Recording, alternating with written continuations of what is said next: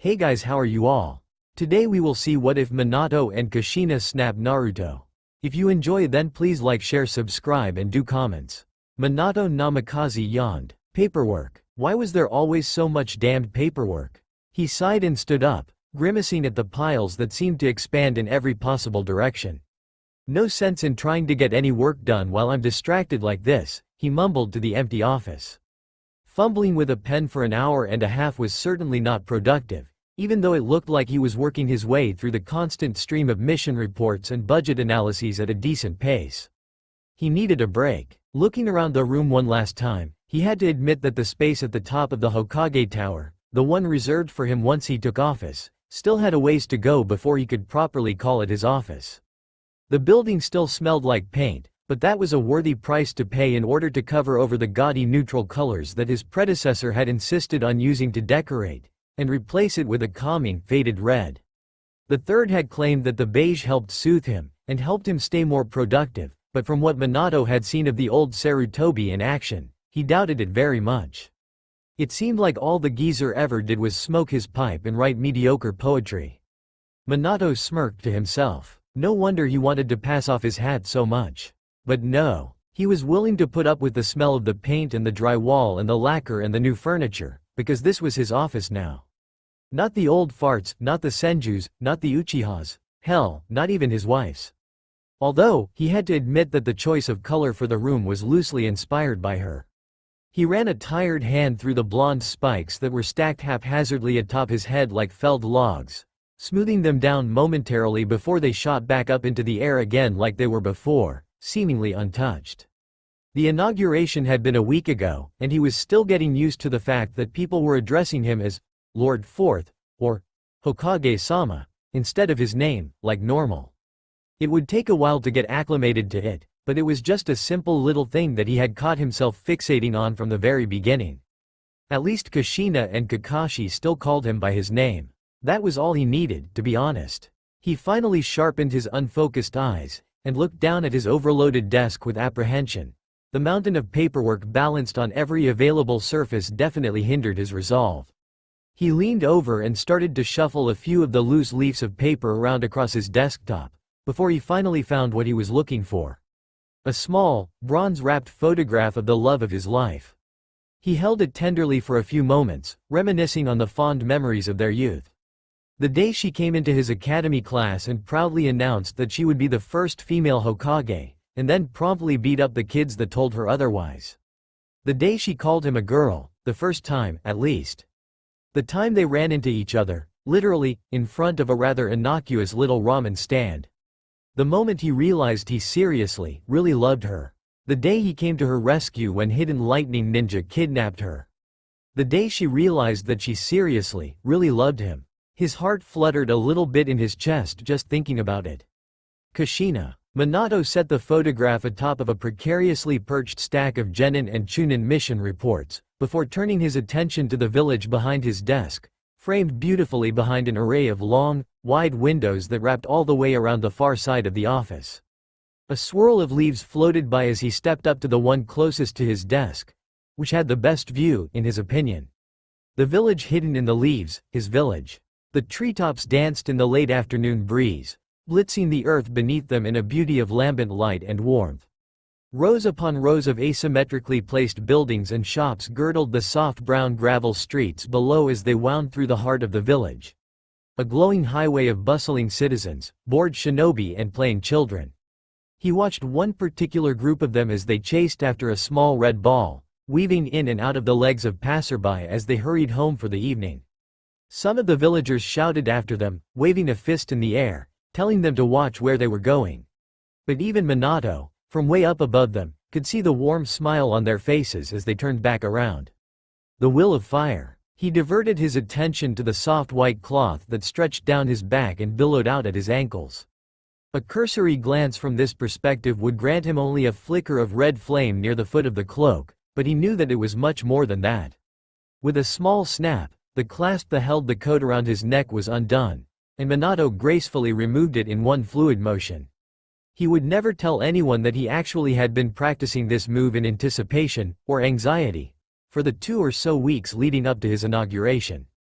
The only person that knew about it was Kushina, but that was only because she barged into their bathroom while he was half naked one morning, doing it over and over again in front of the mirror. He blushed a little at that, as he held the coat in his hands and traced a few blood-red kanji that were carefully stitched into the back with a skill beyond his years. Fourth Hokage. He shivered just looking at it, looking at the physical manifestation of his dream. He had wanted to be the one that people looked up to, the one that kept his people safe since he was a child. The one that kept the hearth of fire within the hidden leaf flourishing and healthy.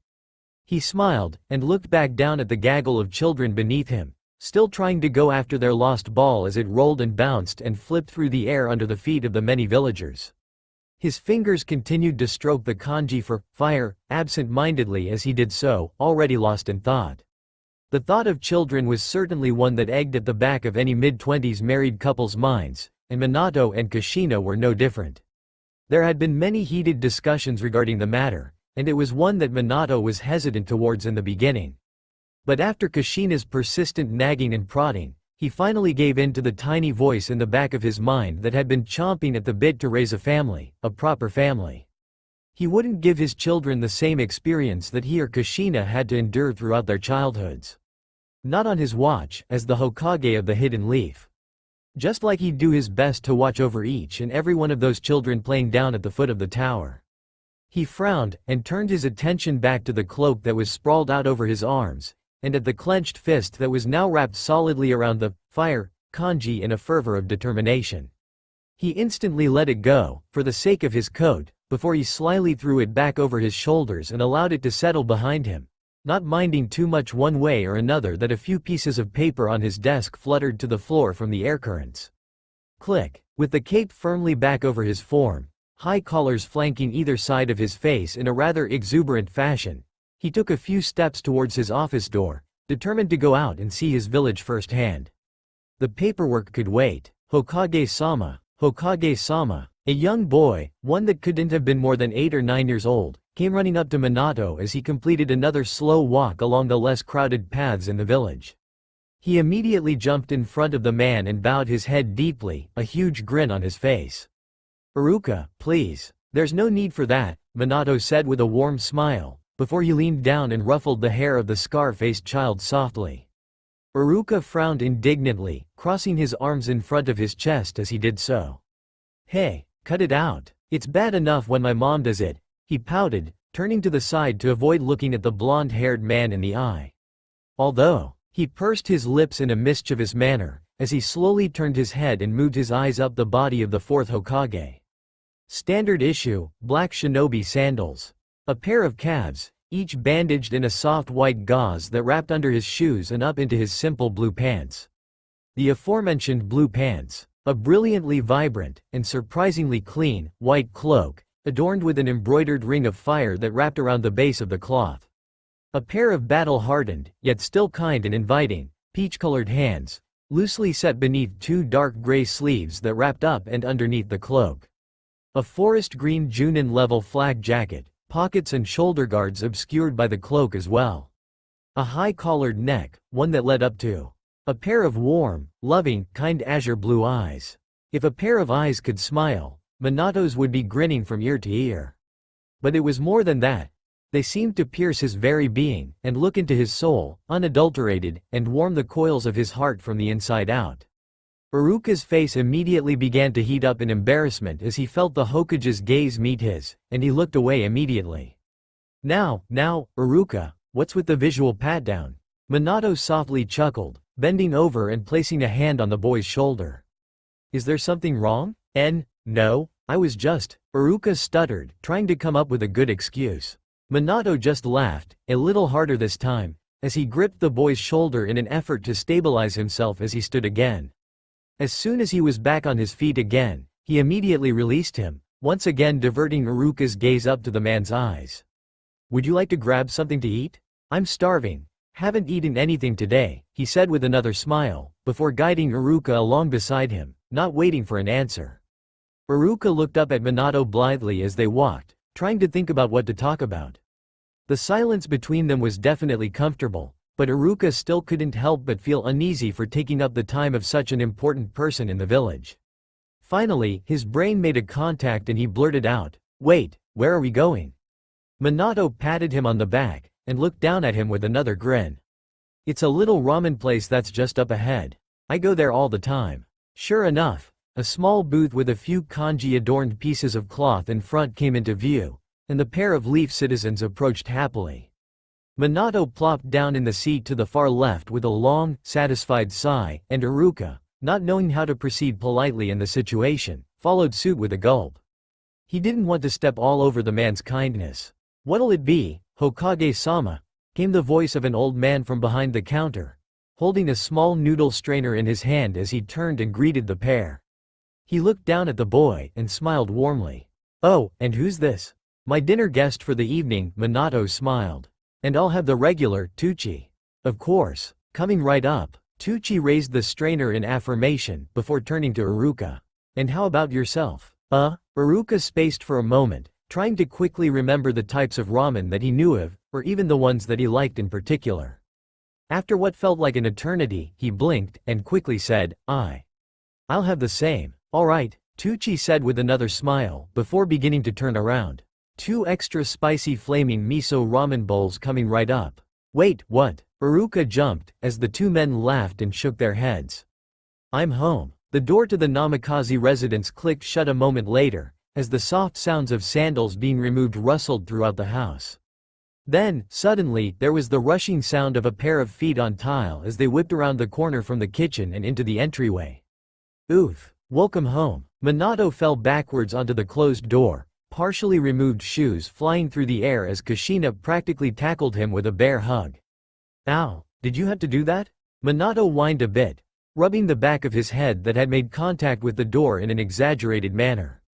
She socked him in the shoulder, before pulling him up by the collar of his flak jacket and into a brief kiss. "Welcome home," she said more softly, as she broke the kiss and helped him back up to his feet properly. "It's good to be home," he said completely truthfully.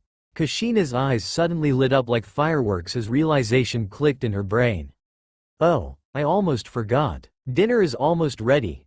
Her eyes turned mischievous as she turned back towards the kitchen. "Hokage-sama." "Ah, I get enough of that already at work," he pouted playfully, before following her in and sitting down at the table across from where Kushina was now brandishing a pot filled with steaming hot rice. For most people, the sight of the red-hot habanero wielding a weapon, or something that could be misconstrued as a weapon, was enough to send them packing. But Minato couldn't care less. All he could care about was food.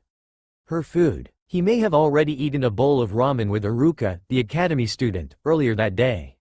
But nothing, not even a full stomach, would stop him from putting away several plates of his wife's delicious homemade cooking. It almost made the pain and suffering of paperwork throughout the day worth it. "Almost. Eat up," she said with a grin as she heaped a large pile of steaming vegetables and beef onto the pile of rice stacked up like a mountain amid his plate. "With pleasure," he said, breaking his chopsticks and beginning to eat. Several minutes of comfortable silence stretched between the two, as the two of them together decimated the pot of food on the stovetop before it could even think about getting cold. Minato ate with a respectable grace, while Kushina didn't. After a few more minutes of silent chewing, Kushina looked up from her messy place at the table and smiled over at her husband. "Sue, how was work today? Now that you're the big shot Hokage?" Her teasing was in jest when it came to him, unlike most of the people she interacted with. Minato paled at the thought of going grocery shopping with her. There was no doubt in his mind that she would curse out anyone and everyone that had the audacity of even thinking of getting in her way as she did her thing. He made the mistake of going into a 24-hour convenience store with her one night for some ice cream, and nearly had to reattach the arm of the poor shopkeeper when Kushina learned they were all out of Rocky Road. He shook his head visibly, much to Kushina's confusion, as he grounded himself and smiled back at her. "You know I've only been the Hokage for a week now. It's been nothing but paperwork for the past lifetime." Minato grumbled that last bit, pouting again lightheartedly. He typically didn't act like this around other people, but Kushina tended to bring out this side of him. The side that even he himself wasn't sure existed after his participation in the Third Great Shinobi War a few years before. If you could call destroying an entire battalion of stone ninja single-handedly mere participation. "Yeah, so? You're the Hokage now," she said with a warm admiration in her eyes. You had better do a damn good job keeping that seat warm, because once you get bored with it and go off to create some new fancy jutsu in all your spare time, I'm taking it for myself. She pounded her hand on the table, causing the plates and bowls to rattle all over the place, sending crumbs and pieces of rice flying through the air and onto the carpet. Hell yeah, you know, Minato couldn't help but laugh at his wife's crazy antics. She was the light of his life. Whatever emotional battery he consistently drained down while at work was always immediately recharged the instant he opened that door and smelled her lavender-scented hair from across the house. What's so funny? Now it was Kushina's turn to pout childishly. Although Minato had to admit that she far outclassed him on that front. He simply put on a mask of ignorance, looking over his shoulders behind him as if to find some third person, before turning around and looking back at her in shock. Who, me? He pointed to himself dumbly, barely constraining a cheeky grin before it grew across his face. He loved this girl. Kushina laughed this time, before leaning over the table and socking him again in the shoulder. Ow, hey, you deserved that one, you doofus, she said with a giggle, before settling back and patting her belly with one hand, while stifling a burp with the other. Phew, I'm stuffed, she said with a grimace as the food settled in her stomach. Minato rolled his eyes with a smile and shook his head. You know, I'm starting to really wonder who wears the pants in this relationship. Kushina didn't bother to move, only looking his way and raising an eyebrow. You're figuring this out now? Then, she broke out in a fit of laughter that bounced off the walls of the kitchen and reverberated through Minato's heart. He couldn't help but join in. After the two of them calmed down, Kushina wiped the tears from her eyes and sighed. Ah, that was a good one. Suddenly, her eyes narrowed in indignation, as she looked at the freezer with poorly suppressed curiosity. Say, do we have any ice cream? Minato immediately paled before gulping and shaking his head. I think you finished it off yesterday, he said sheepishly, rubbing the back of his head in nervousness. HMMPH. Kushina slumped back in her chair, crossing her arms and frowning like a child. Oh well. A few moments of comfortable silence hung in the air, while Minato shook his head and began to gather up their dishes and taking them to the sink. He took off his cloak carefully, draping it over the back of his chair, before donning a small, gray apron and getting to work on washing their plates and silverware. As the water hissed from the sink, Minato neglected to hear the chair behind him shift slightly, nor did he notice as his wife slowly walked up behind him. Naturally, then, he jumped when she wrapped her arms around his chest from behind, enveloping him in a tight hug. He immediately decompressed, releasing any of his nervousness from the sudden attack, like a balloon in the wind. He flipped the faucet off and turned in her arms to hug her back properly, before looking down at her. There was no other word for it. She was just plain happy. Hey, Minato, can I ask you a question? Her happiness evaporated immediately, giving way to nervousness. He could tell by the way she worded it, and the fact that she was being much more polite than usual, that this was a serious question. One that she had been chewing on all dinner long. Of course you can. What's got you bothered? He said with a smile, wiping the stray red hairs out of her face. Well, you know how we decided that we wanted to have children? She began slowly. A paleness creeped its way onto Minato's face, but she only laughed and lightly tapped him on the forehead with her palm. It's not that, you silly. We still have a ways to go before I'm even ready to be pregnant. You have nothing to be worried about. Minato couldn't help but let a small sigh escape from his lips. Becoming the fourth Hokage, and getting news that you were a father in the same week? That would just be too much. Kushina's continued question broke him out of his thoughts. Well, I was just wondering, she fidgeted a bit at his arms, what you would want to name the baby, if we had one. He blinked. That's what she was so worked up about asking me? What, is she afraid I'm going to name the kid after ramen or something? He started, obviously not sure how to answer the question. Kushina immediately jumped back, a look of guilt and embarrassment on her face. Don't worry, you don't have to answer it now, she said apprehensively, hands raised in front of her in a calming manner. Does she really think I'm going to get mad at her for asking? Minato gave one of his trademark smiles, one of the ones that could warm the cockles of even the devil's heart. He walked over and wrapped his arms around her in a quick embrace, before pulling away from her, hands on her shoulders. Why on earth did you think that I wouldn't want to answer that question? She twitched a little under his prying eyes. Their power was not lost on anyone, least of all Kushina. She could do little to resist their warm and tender gaze. Awaswaridya origonash miwada wanted to mamatindi don't know indi ids karyandi. Her mouth went into overdrive, trying to spit out the string of words that her brain was producing at a speed that put the flying thunder god to shame. She kept going, and Minato just watched her as she went along, her eyes pressed shut. "We're being good at stuff like this, you know? And I'm just worried that I'm gonna pick a bad name and or child is gonna grow up being bullied or harassed and it'll be all my fault." Her eyes shot open as Minato silenced her with a kiss, much to her surprise. She melted a little in his arms, before he moved back a bit and smiled at her. "You don't have to be nervous. I won't get mad at you, I promise. I don't really have any ideas right now." He scratched the back of his head again sheepishly, "but I'd love to hear what you had in mind." He phrased the last part of his question in an attempt to help curb her anxiety and self-doubt. From the sigh of relief and slight smile that appeared on her face, Minato internally sighed as well. "Menma." Minato blinked. "I beg your pardon?" Now she looked agitated. "Menma, you know, that's my name's suggestion." She mumbled the last part, as if she didn't want to admit to even herself. Why was she so ashamed? What, like the ramen topping? It was well known that Kushina loved ramen. Minato was a fan as well, but nowhere close to the level of fanaticism that his wife had for Tucci and his humble stand. He thought about suggesting a name ramen related in jest, once the topic came up, just to make her laugh, but he wasn't expecting her to be seriously contemplating it. Nor was he expecting the question so soon. But it made sense, now that he thought about it. Kushina cringed, and Minato immediately realized that he had said that with a little more uncertainty than he had meant to. Boy, I bet she is beating herself up something fierce inside her mind right now. If you don't like it, you can just saw. I love it. Kushina blinked, and looked back up into her husband's smiling eyes. What? She mouthed in shock, her voice apparently not working. He leaned in to kiss her again, before giving her a big bear hug. I said I love it, silly. Menma is a great name. He could physically feel the anxiety leave her body and pass through him into the night sky. It was a strange feeling, but he quickly composed himself when he felt her completely relax in his arms, all of her worries, her doubts, her insecurities leaving with it. It was a magical feeling, and he couldn't help but squeeze her tighter with a smile. Thank you, Minato. He blushed a little at the absolute sincerity behind those words, and was about to pull away from her to look her in the eye, like he always did, when she returned the hug with just as much, if not more intensity than he did.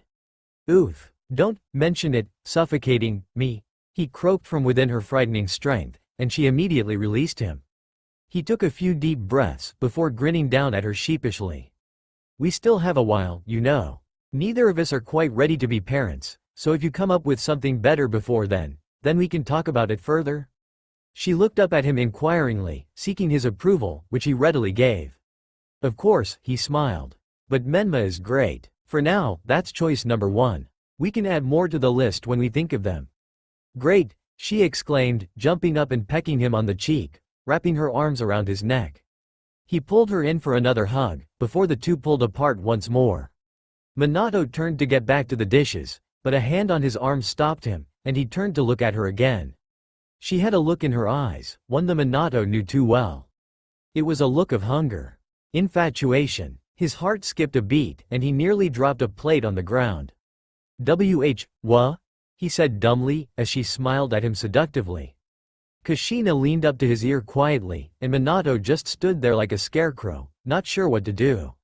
When he felt her hot breath on his ear, his own breath hitched, and he had to brace himself on the countertop in front of him. He could feel her smile as she began to speak. Take me to go get ice cream. I want some damn Rocky Road. Minato sat in bed, lamp on, book open. It happened to be his favorite read, and he always went to sleep with its message implanted in his mind, in order to mentally prepare him for the next day's work. He turned a bit, pajamas rustling under the sheets, and looked over to where Kushina was resting beside him, a large, and empty, tub of ice cream lying on its side on her nightstand, dripping what was left of the chocolatey concoction all over. As if she knew he was watching her, she belched loudly in satisfaction, and tossed a gnawed-upon spoon into the empty bucket, causing it to rattle and fall to the floor, face down. Damn, that was good, she said with a groan, stretching her back as she prepared to go to sleep. Minato only chuckled to himself before returning to his book. This was his favorite part, after all. If there is peace in this world, I will find it. Minato stared at the pages of the book, lost in thought, as he scanned through.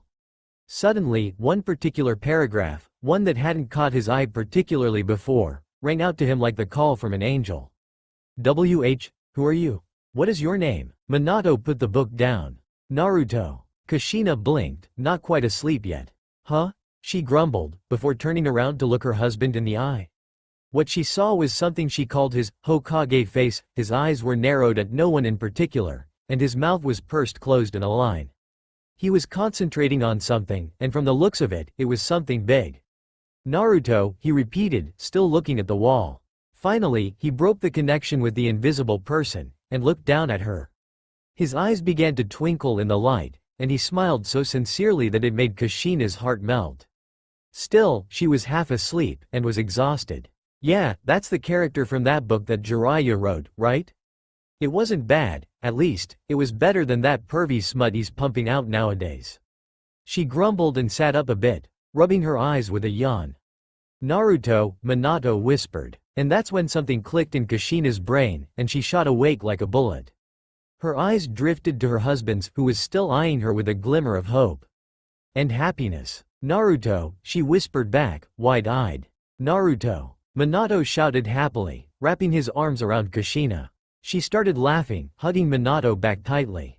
He joined her shortly, and they just sat there, content with the world, as their laughter died down. Naruto, she replied with a beaming smile, nestling under Minato's arm, before she felt something warm and heavy connect with her head, followed by the soft sounds of unconsciousness. She looked up at the blond man, careful not to disturb his rest. His head had fallen sideways onto her own when he fell asleep from pure exhaustion, his face mirroring her expression of utter peace. She eased away from him and forced him further down the bed into a proper sleeping position. With another warm grin, she leaned up against him and fell asleep as well. They had made their choice. Minato sniffled in boredom as his eyes swept over yet another budget proposal. This one was for the Academy's Taijutsu department. He shook his head and stamped it, asking himself how a department that is supposed to be training students how to use nothing but their bodies in combat could siphon so much money out of the city's coffers. With a sigh, he nonchalantly discarded the paper into the bin at the foot of his desk labeled, "Out," before smoothly bringing his hand to the top of the massive stack to his right and looking over a Genin mission report from 3 days ago. Minato understood the need to develop protocol and routine within the young fledgling ninja community, but still, he could go without having to read and sign off on yet another cat retrieval mission. He scratched his eye with his free hand, pen perched above the signature line in the other. With an exasperated sigh, he willed it to move. Namikaze. He then dabbed his stamp in the ink pad, pen still in hand, and slammed it down over top. When he released it, the kanji for "for" was emblazoned over his name in a bold red ink. Another piece of paper was disposed of via the "out" box, and another unfiled mission report found its way onto his desk.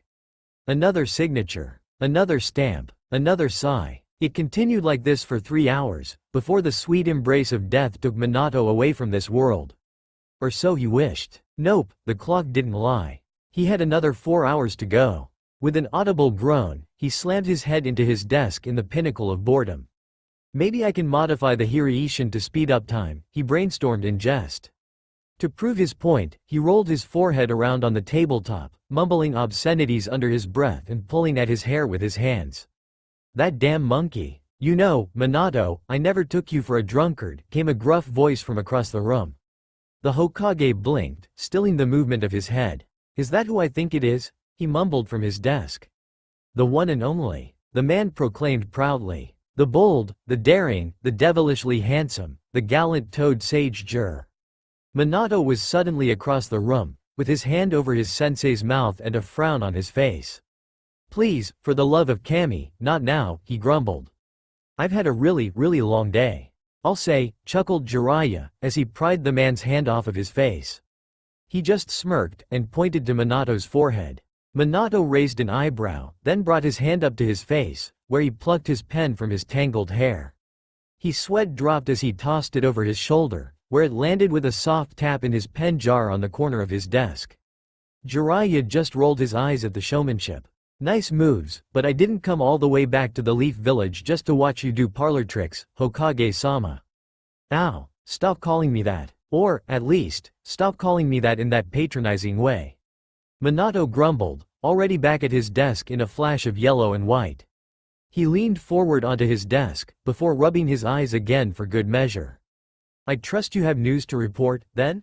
Jiraiya immediately hardened, before frowning and nodding at Minato. Yes. We have narrowed down where Orochimaru's currently holed up. It's in an abandoned bunker on the outskirts of town, past the city walls.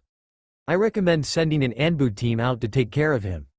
You're not volunteering to deal with him yourself? Minato responded, a faint hint of surprise in his eyes. Otherwise, however, his Hokage face was primed and ready. I thought it was implied, Jiraiya said, as he turned and walked over to the window behind Minato's desk. He, too, liked the view, just not the job that came with it. So he settled for the occasional visit every now and then. I'd be leading the Anbu team, of course. No. Jiraiya started at this, before turning with a raised brow at his pupil, who was still facing forwards at his desk. He hadn't moved at all. Might I ask why? As much as you think Orochimaru is your responsibility, I'm not so sure. He may have been the friend and rival that you strove to save from himself in the past, but the fact of the matter is that it's Sarutobi that needs to do this. Jiraiya's eyebrows threatened to shoot into orbit. That old geezer? Are you sure? Come now, Jiraiya, be nice, came a soothing voice from the office doorway. I thought I taught you better than that. Another eye roll from the iron white-haired man. Sensei, might as well come in. Who said that was your say? Hiruzen smiled, shifting his pipe from side to side in amusement. Last I checked, this wasn't your office. He turned to Minato. How's the hat treating you, my friend? An exasperated look was his response. Hiruzen chuckled to himself, as he closed the door behind him with a small click and strolled casually to the window that Jiraiya was occupying. Beautiful view, don't you think? He mused out loud. His reply was a nod from his student, and a grunt of affirmation from his successor. They were obviously waiting for him to speak his mind on the matter at hand. The old Hokage was known for deliberating heavily on things before opening his mouth. They didn't call him the professor purely for his repertoire of ninjutsu alone, after all. After a few puffs from his pipe, he turned and looked at Minato, who had swiveled in his chair to observe the two older men with a raised eyebrow. I accept your proposal. Give me a team of Anbu and his location, and I'll set him straight. Minato nodded once, turning back to his desk to fumble through his papers. All right. I'm granting you full authority on this task. Do whatever it takes to stop Orochimaru. He tugged on a sheet of paper that was about halfway through one of his piles, holding it steady with his free hand until the paper came free. With a cursory glance, he nodded, and handed it over to Hiruzen. He then locked eyes with the man, and folded his arms in his lap professionally. I mean it, by any means necessary. Jiraiya tried to hide his discomfort in the statement by turning back to the window with crossed arms. But considering he was among two of the only people on the planet that knew Jiraiya better than he himself did, it was in vain. Sensei, Minato began with a small smile, I know that you want to do this. Trust me, I understand it. If one of my teammates decided to become a missing nin on his own accord, I'd do everything in my power to get him back. We all would. Hiruzen nodded to this, turning to face his student. Do not worry, Jiraiya. I'll see to it myself that his actions are stopped, one way or another. He folded the paper that Minato gave him and stashed it away within the confines of his rolling robes. Jiraiya sighed and closed his eyes, arms still crossed. All right, I trust both of you. Just, be careful, all right? I don't want to lose two members of my team at the same time. The old Hokage just chuckled at this, waving his hand through the air dismissively as he began to take his leave. Who do you take me for, Jiraiya? He stopped about halfway to the door, before turning his attention to the blond man sitting at his old desk. Have a good evening, Minato. The fourth smiled warmly and waved a little to the man, as he turned and strolled out the door. Not long after, the brazen figure of his sensei began to walk towards the door as well. I'll see you around, Minato. Of course. Minato smiled slightly. He knew Jiraiya was peeved at him for pulling rank, but it had to be done. Hiruzen had specifically asked for Jiraiya not to be included in the task, and the blond man had almost immediately noted that the Toad Sage would not be happy about it. But the third had only smiled mischievously, stating that it would be a good opportunity for Minato to stretch his Hokage muscles and put his personal feelings aside for the good of the village. As much as it pained him to admit it, the old man was right. He was still wet behind the ears when it came to his job, and every piece of, mostly, harmless experience he could get, he should snatch up as quickly as he could. His smile faltered a little more as the man began to slip through the door. Then, he jumped, remembering something he was supposed to ask. "Wait, sensei," he called out, just as the man's white hair disappeared from view. For a moment of tense silence, Minato thought that Jiraiya had simply ignored him out of spite, and he sighed, sinking back into his chair. But then, the grinning mug of the legendary pervert manifested itself in the doorframe. "Changed your mind?" Minato deadpanned, shaking his head. "What? No, I just wanted to ask you something." The Sannin frowned and grumbled, but made no sign of stopping his blonde student from continuing. Acknowledging Jiraiya's consent to continue, Minato smiled cheekily, and rubbed the back of his neck in embarrassment. "Actually, I'd rather we talk about it over dinner. It involves Kushina as well. Would you be willing to come over at, say, 6ish tonight?" Jiraiya made a show of himself, vivaciously sighing, and slumping back against the door in exasperation. "Ah, do I have to? That seriously cuts into my research time," he cried, sliding to the floor in a defeated heap. "You know as well as I do that you'll have more than just the bathhouse women to deal with if you blow Kushina off like I know you're thinking about doing," Minato quipped immediately, a small vengeful smile creeping onto his face.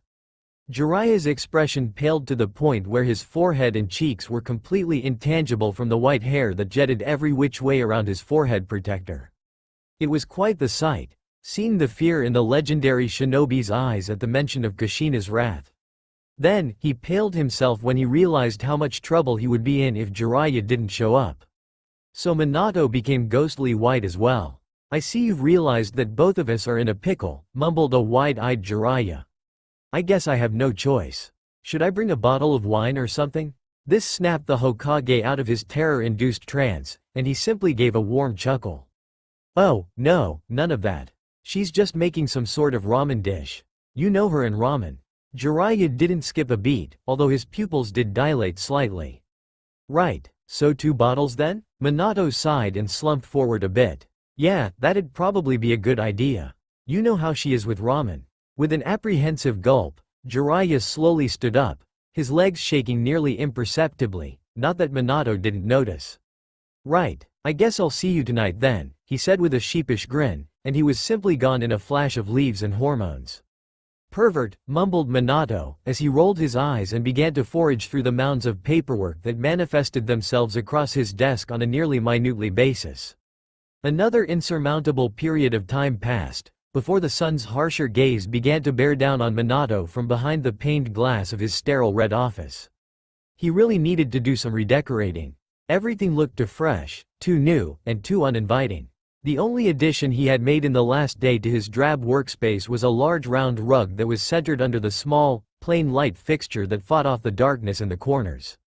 Although this rug was, undoubtedly, special, he had spent the better part of 4 hours the previous day with ink-covered hands and arms, frantically scribbling away the formula for his most powerful and long-lasting Hiraishin seal on the bottom of it. If anything were to happen while he was away from the tower, or hell, even the village, he could focus on the seal from a massive distance, much further than with his normal, hastily applied Hiraishin seals, and move to it instantaneously, with little to no difference in chakra draw. Well, not at that time, at least. He had pumped so much into the seal itself as to offset the costs later that Kushina had found him that morning, in his pajamas, passed out across it in sheer chakra exhaustion. It was embarrassing, to say the least, but it was certainly worth it. The Hokage office was now certifiably his main hub, and his most powerful transportation and offensive jutsu had to accommodate for it. He had thought about placing one in the living room of his home, but for the time being, a ring of 4 Hiraishin kunai could do the job and then some. Besides, he couldn't simply have 4 kunai jutting out of the floor of his office, where people would be no doubt flocking for mission assignments, emergency summons, or the like, now could he? With a sigh and a contented smirk, Minato realized that he was down to the last stack of paperwork on his desk. It was getting easier, that was certain. Now it seemed like he would be going home a mere 3 hours late, as opposed to the past week's 6 to 7. It was a wonderful change of pace. He'd be able to walk home while the sun was still somewhat up. That thought alone made Minato's heart soar, and he began to attack the stack of paper with renewed vigor. That was, of course, until he smelled something. Something familiar. What are Genma and his team doing now? Minato frowned, setting his pen down and looking upward. Ozone. The smell that his Hiraishin jutsu left behind when pumped with a rather significant amount of chakra. He remembered his first few attempts to get the hang of the space-time jutsu, and the smell alone still sent his body into Pavlov-induced nausea tremors. But he had compensated for that by refining the technique significantly, so much so, in fact, that by the time it was used in the Third Shinobi War, there simply was no smell whatsoever. Completely untraceable, and completely undetectable. He narrowed his eyes slightly at the rug in his office. Is the seal interfering with something that Genma's squad is practicing? He knew that his personal guard was working to refine their own performance of the jutsu, but that it was simply not coming along as well as they would have liked. But he immediately crossed that theory out when he saw the waves of heat began to permeate off of the ground, above his rug, distorting his view of the back wall and door ever so slightly. That was not right at all. He had never seen the Hiraishin do anything close to what it was doing now. Or, rather, what he thought it was doing. It could be something completely different, he suddenly thought. His eyes widened in fear momentarily, before he steeled himself once again. Did the stone figure it out? Did they find a weakness, a way to use the Hiraishin against me? Another blast of ozone stench attacked his nostrils, and he grimaced. The density in the office was becoming tangible, and the papers on his desk were starting to stir a little on their own accord. He could feel the waves of gravity hit his body, increasing ever so slightly as time went on. Minato grimaced and reached for his kunai pouch, preparing for the worst. Whatever it was that was happening, it was simply not natural, and most certainly not good. There was a blinding flash of light, and a brilliant burst of pure energy that blitzed away from the rug. An ear-splitting crack echoed through the room, deafening Minato significantly, and he flew backwards out of his chair and onto the ground in a confused stupor. He shook his head and tried to regain his senses as quickly as he could. Did a bolt of lightning just hit my office? The ring of tinnitus in his ears began to slow slightly, granting him more and more of his hearing each passing second. Oh, you doing? You could have gotten yourself killed. I can't believe you. This is unbelievable. You're lucky we left when we did, because your mother is going to tear you a new one when she gets home. But I didn't do anything wrong.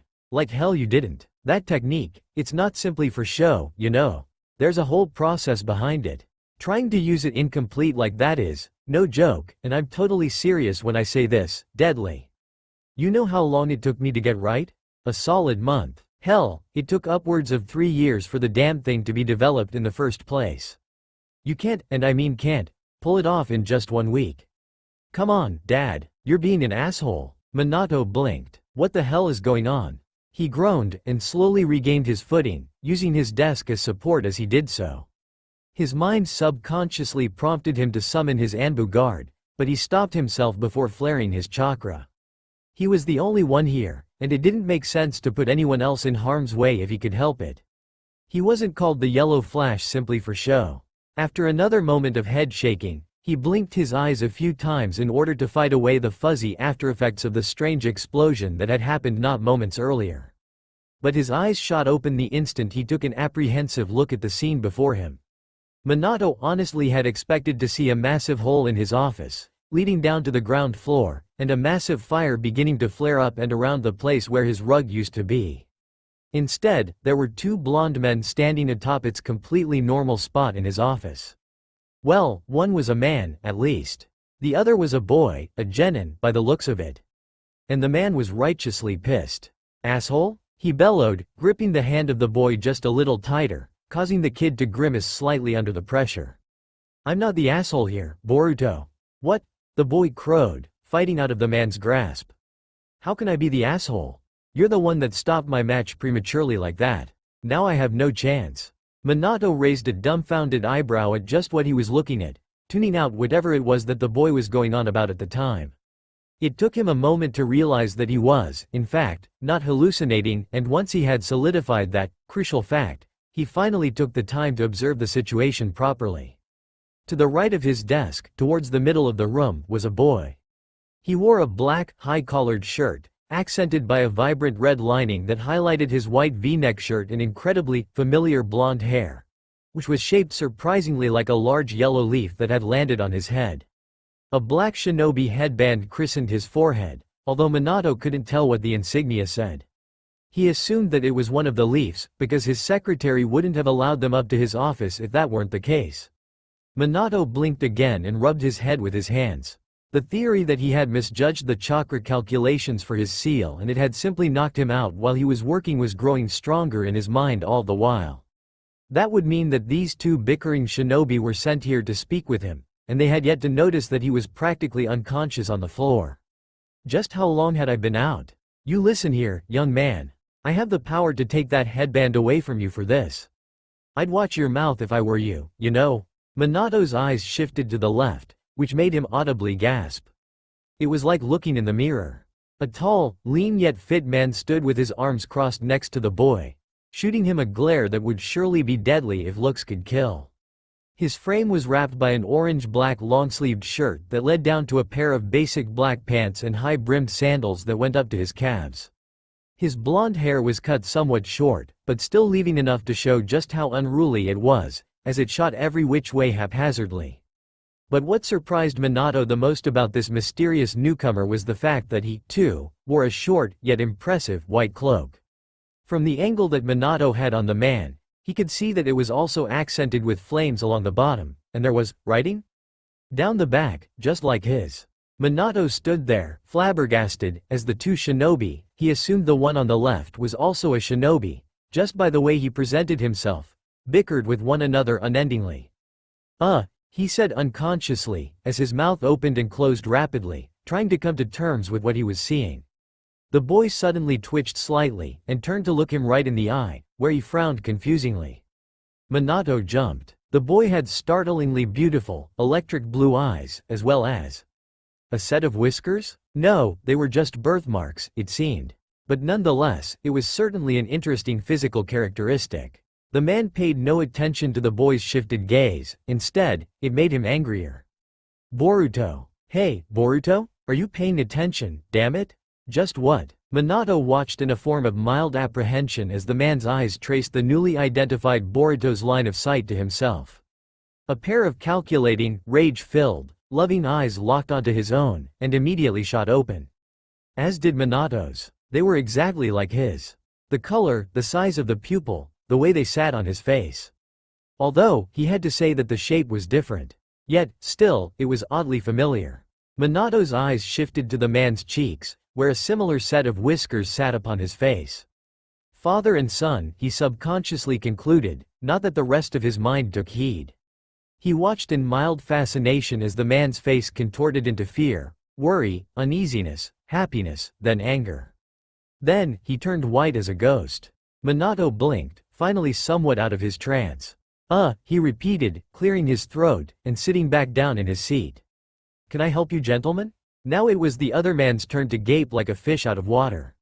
He took a step forward, stopped, then turned to look at the office he was standing in.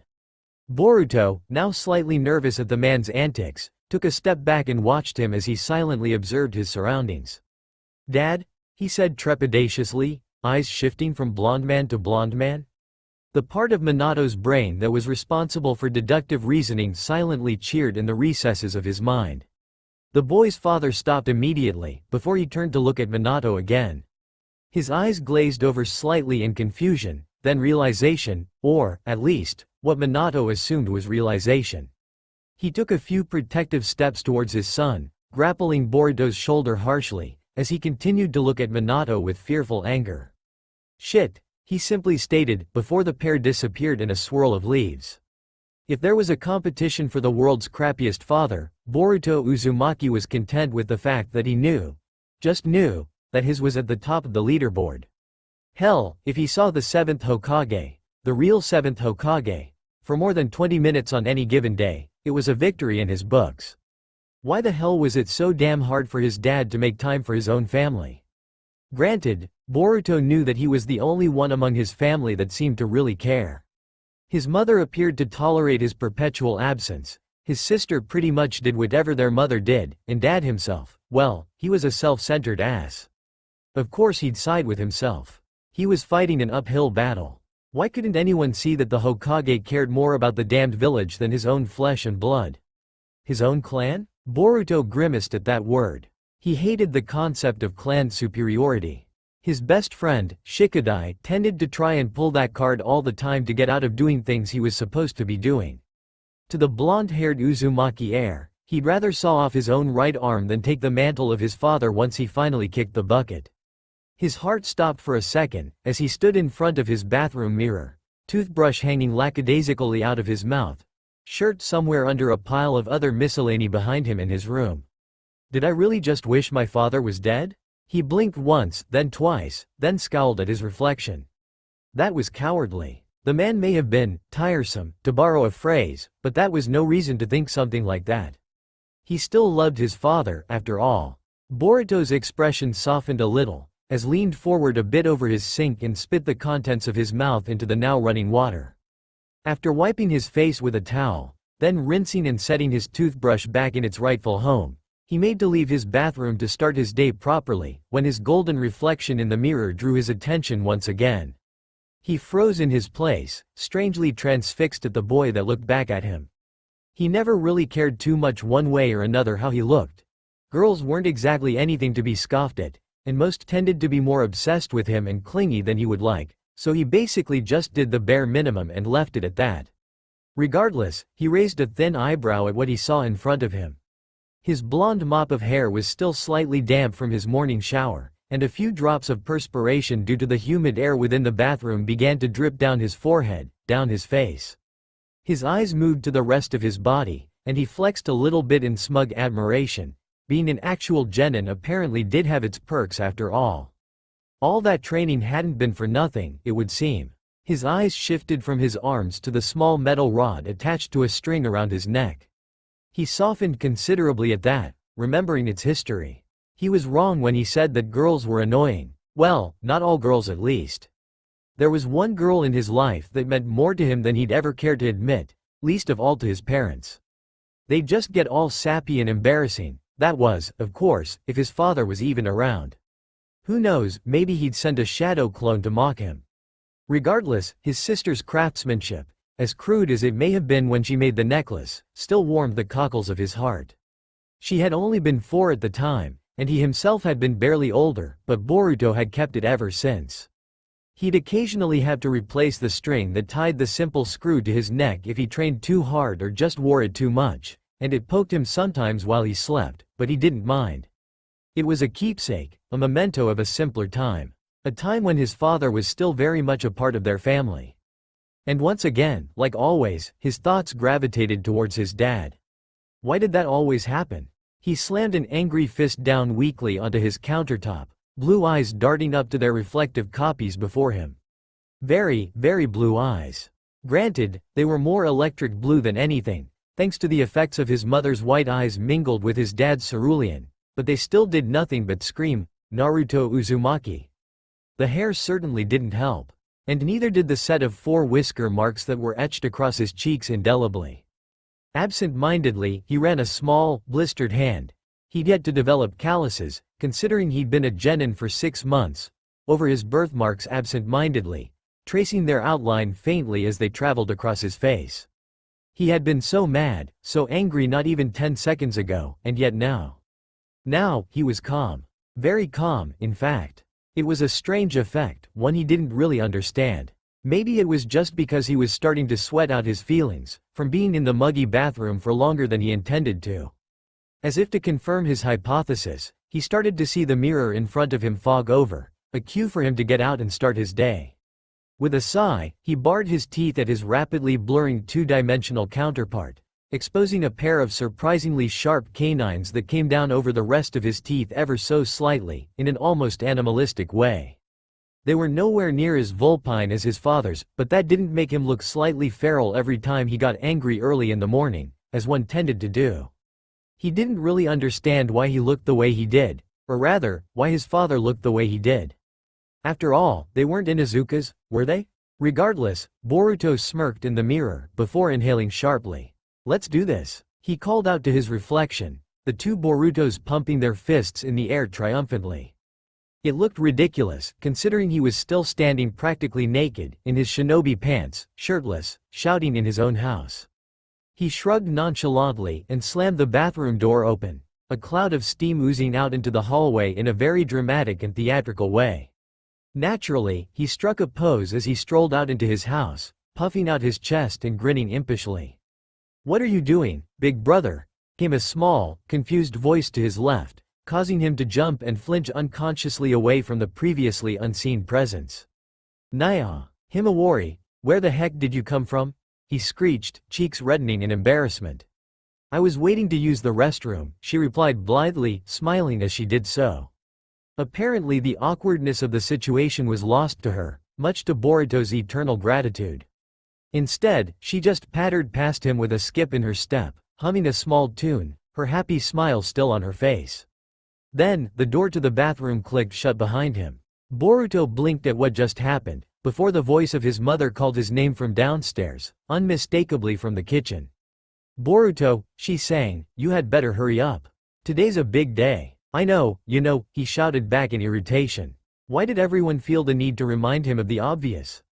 He stomped down the wood-lined hallway, running a hand absent-mindedly along the beige-painted walls as he went. Their house was certainly nothing to be scoffed at. They lived in the same place as the Hokage, after all.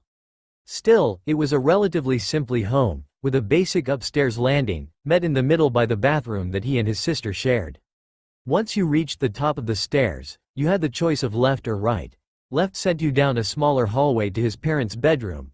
Right sent you first to Himawari's room, then to his own. He yawned nonchalantly as he twisted the doorknob to his sanctuary, then grimacing as the smell hit his nose. Week-old instant ramen bowls were littered on and around his desk, adorned magnificently by various quantities of garbage and dirty clothing, spread across the floor of his room like massive anthills. He expertly maneuvered around the piles with a bored expression, as if he was used to doing this kind of thing on a daily basis. Boruto's room was nothing more than that, really, just a simple room with a bunch of posters clinging to the plain, beige-painted walls, a few small shelves holding various trinkets of his, a bookshelf next to his desk, a chair covered in some more sets of his clothes.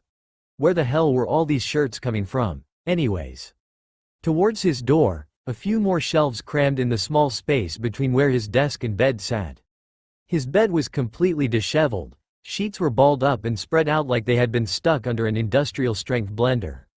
Hanging off of his headboard, partially concealing the Uzumaki family crest that was etched into it, was his trademark black and red jacket, which he grabbed in one sweeping motion on his way to his desk. Pausing for a moment, Boruto frowned and turned around to look at the mess around him. Then he shrugged nonchalantly, bent over a bit, and began to rummage through the clothes pile closest to him. He brought a seemingly harmless white shirt up to his nose, before blanching and tossing it across the room. Yeah, not that one. Two more shirts were hurled across the room, before a garment finally passed his excruciatingly high-brow quality smell test. It was thrown over his light frame without a second thought, followed closely by the black jacket. Finally feeling dressed enough to go out and conquer the world, Boruto shifted a few things around on his desk, revealing a small mouse and keyboard.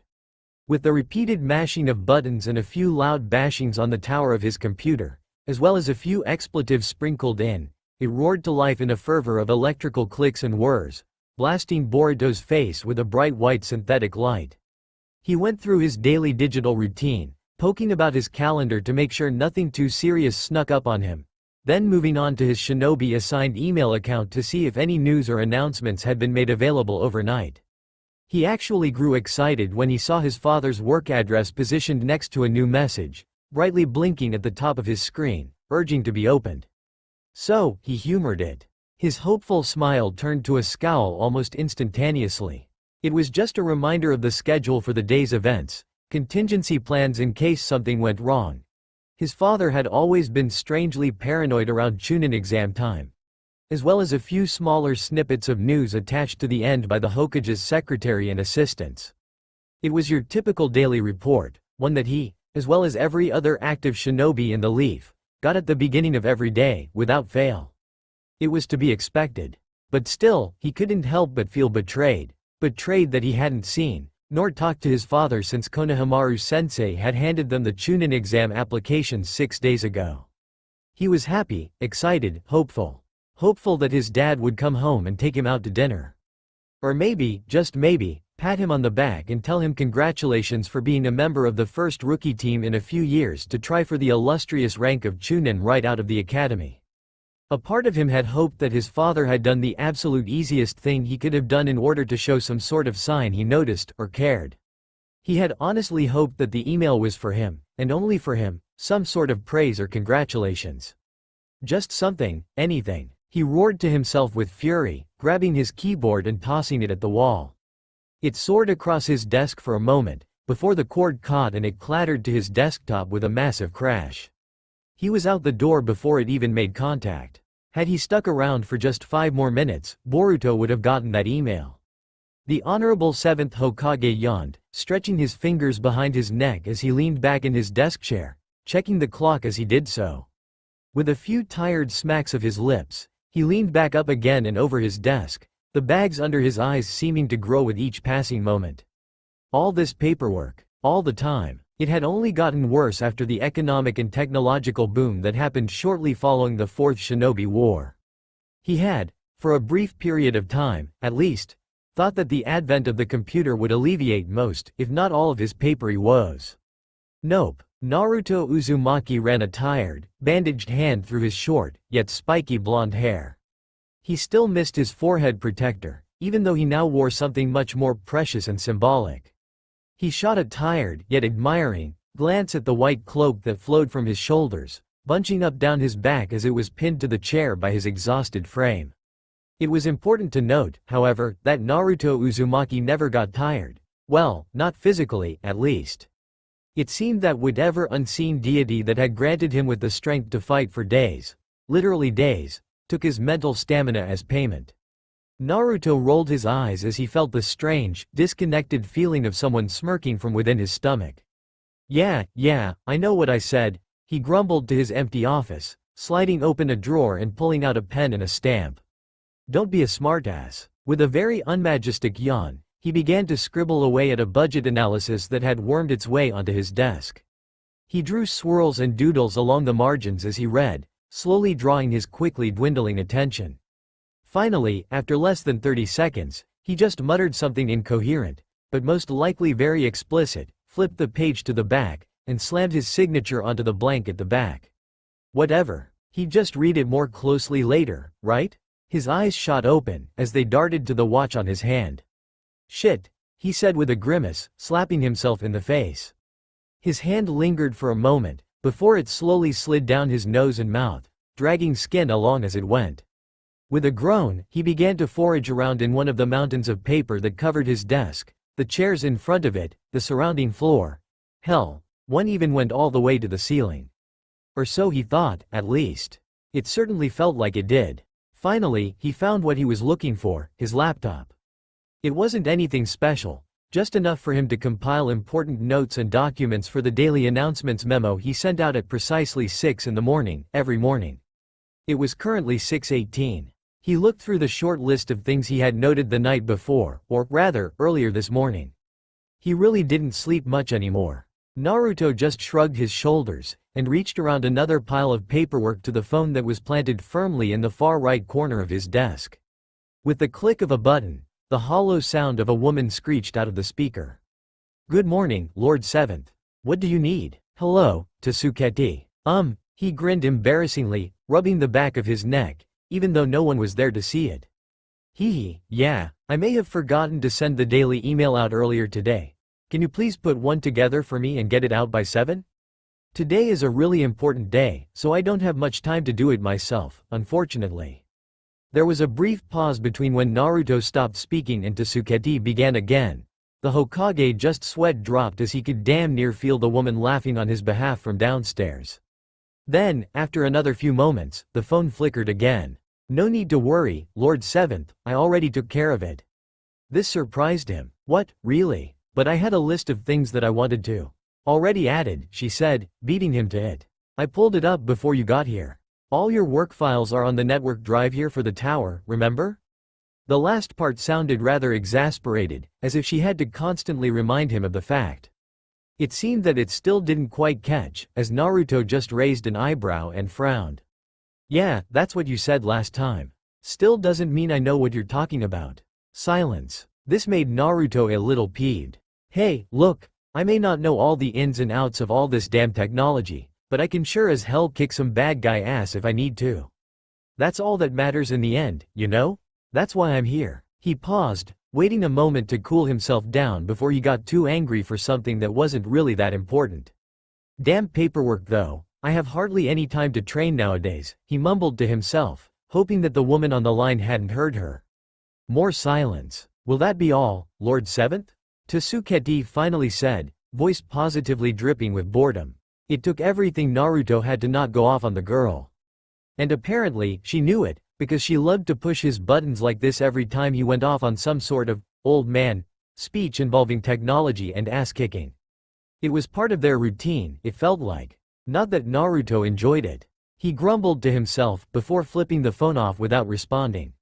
Then, he leaned back in his chair, looking up at the ceiling of his office in exasperation. Today was going to be a long day. It was the beginning of the Chunin exams. He had done them before, 5 times, to be exact.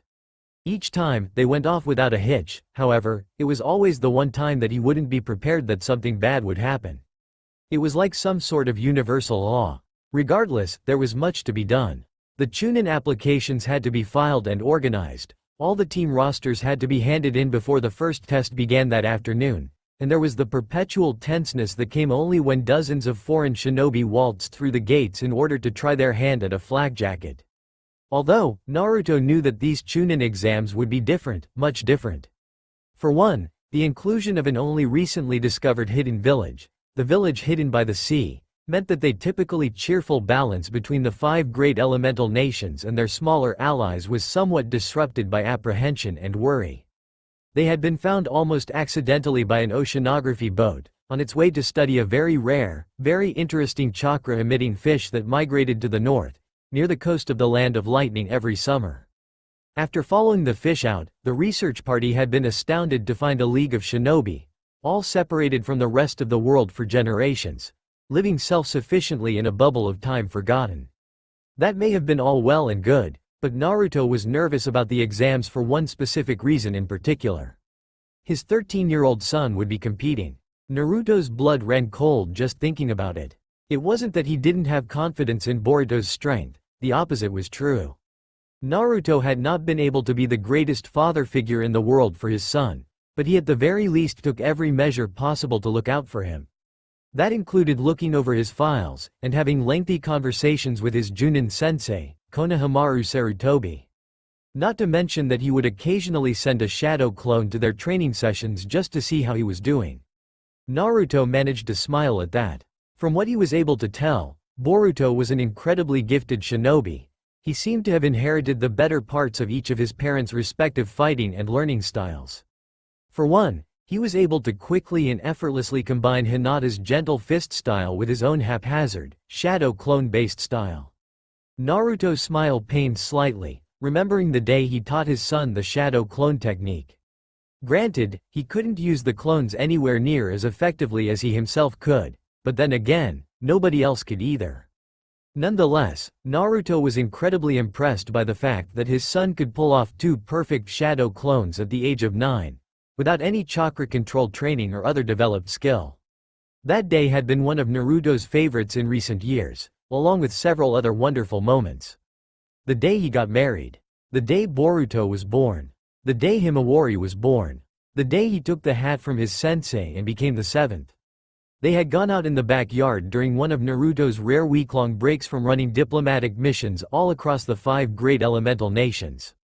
That was back when Naruto was actually able to have meaningful conversation with his son, as well as just spend time with him in general. They were growing to be great friends, just him and Boruto. Dad, hey, Dad, teach me something cool. Naruto raised an eyebrow from his desk, setting down the huge scroll he had been perusing over for the past few hours. Yeah? Like what? Boruto stopped moving and began to think long and hard from the doorway to his father's bedroom. It was kind of cute, Naruto had to admit, but it was also a bit unnerving. It was like looking at a mirror sometimes. Then, his face lit up like the sunset, and he gave a nice big smile. Oh, I know. How about shadow clones? You know, the ones that let you be in millions of places at once. Naruto let out a snicker at that. I can't be in millions of places at once. That's impossible, you know. Boruto just gave him an exasperated sigh. You know what I mean. Now come on, are you gonna teach me or not? Naruto frowned a bit to himself, looking down at the scrolls that he had lying all over his room, over his bed, on his dresser, on the floor, stapled to the walls. Well, he wasn't getting anywhere with this today anyway. He turned and stood up suddenly, giving his son a foxy grin. Alright, fine, meet me outside in the backyard in 5 minutes. And then, he poofed out of existence. Boruto's eyes widened considerably. Whoa, wait a minute, was that a shadow clone that entire time? His look of surprise turned into excitement instantaneously. That was awesome. This is gonna be sweet. Ooh. Far away, within the confines of a rather innocuous little ramen stand, the original Naruto jumped out of his seat as he recalled the memories of his clone that had just dispelled. Damn clones, signing me up for crap I didn't want to sign up for, he grumbled, as he slapped some change down on the counter and walked out from underneath the stand. Still, he had a small grin on his face as he began to sprint back to his house. His training and relaxation could wait, just this once. Ooh. Boruto could barely contain his excitement, as he bounded back and forth from foot to foot. A real jutsu, not just some dumb leaf-holding exercise. But more than that, he was gonna get to hang out with his dad. The coolest guy in all of the Leaf. Everyone thought so. Every time Boruto heard the people of the village sing his praises, he would beam with pride. Yep, that's my dad, he would loudly proclaim.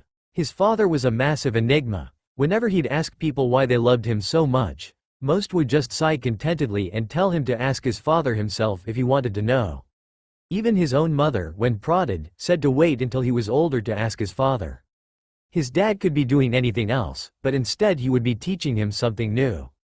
And totally cool. Maybe now he could find out why his dad was such a badass, or, at least, why everyone thought he was.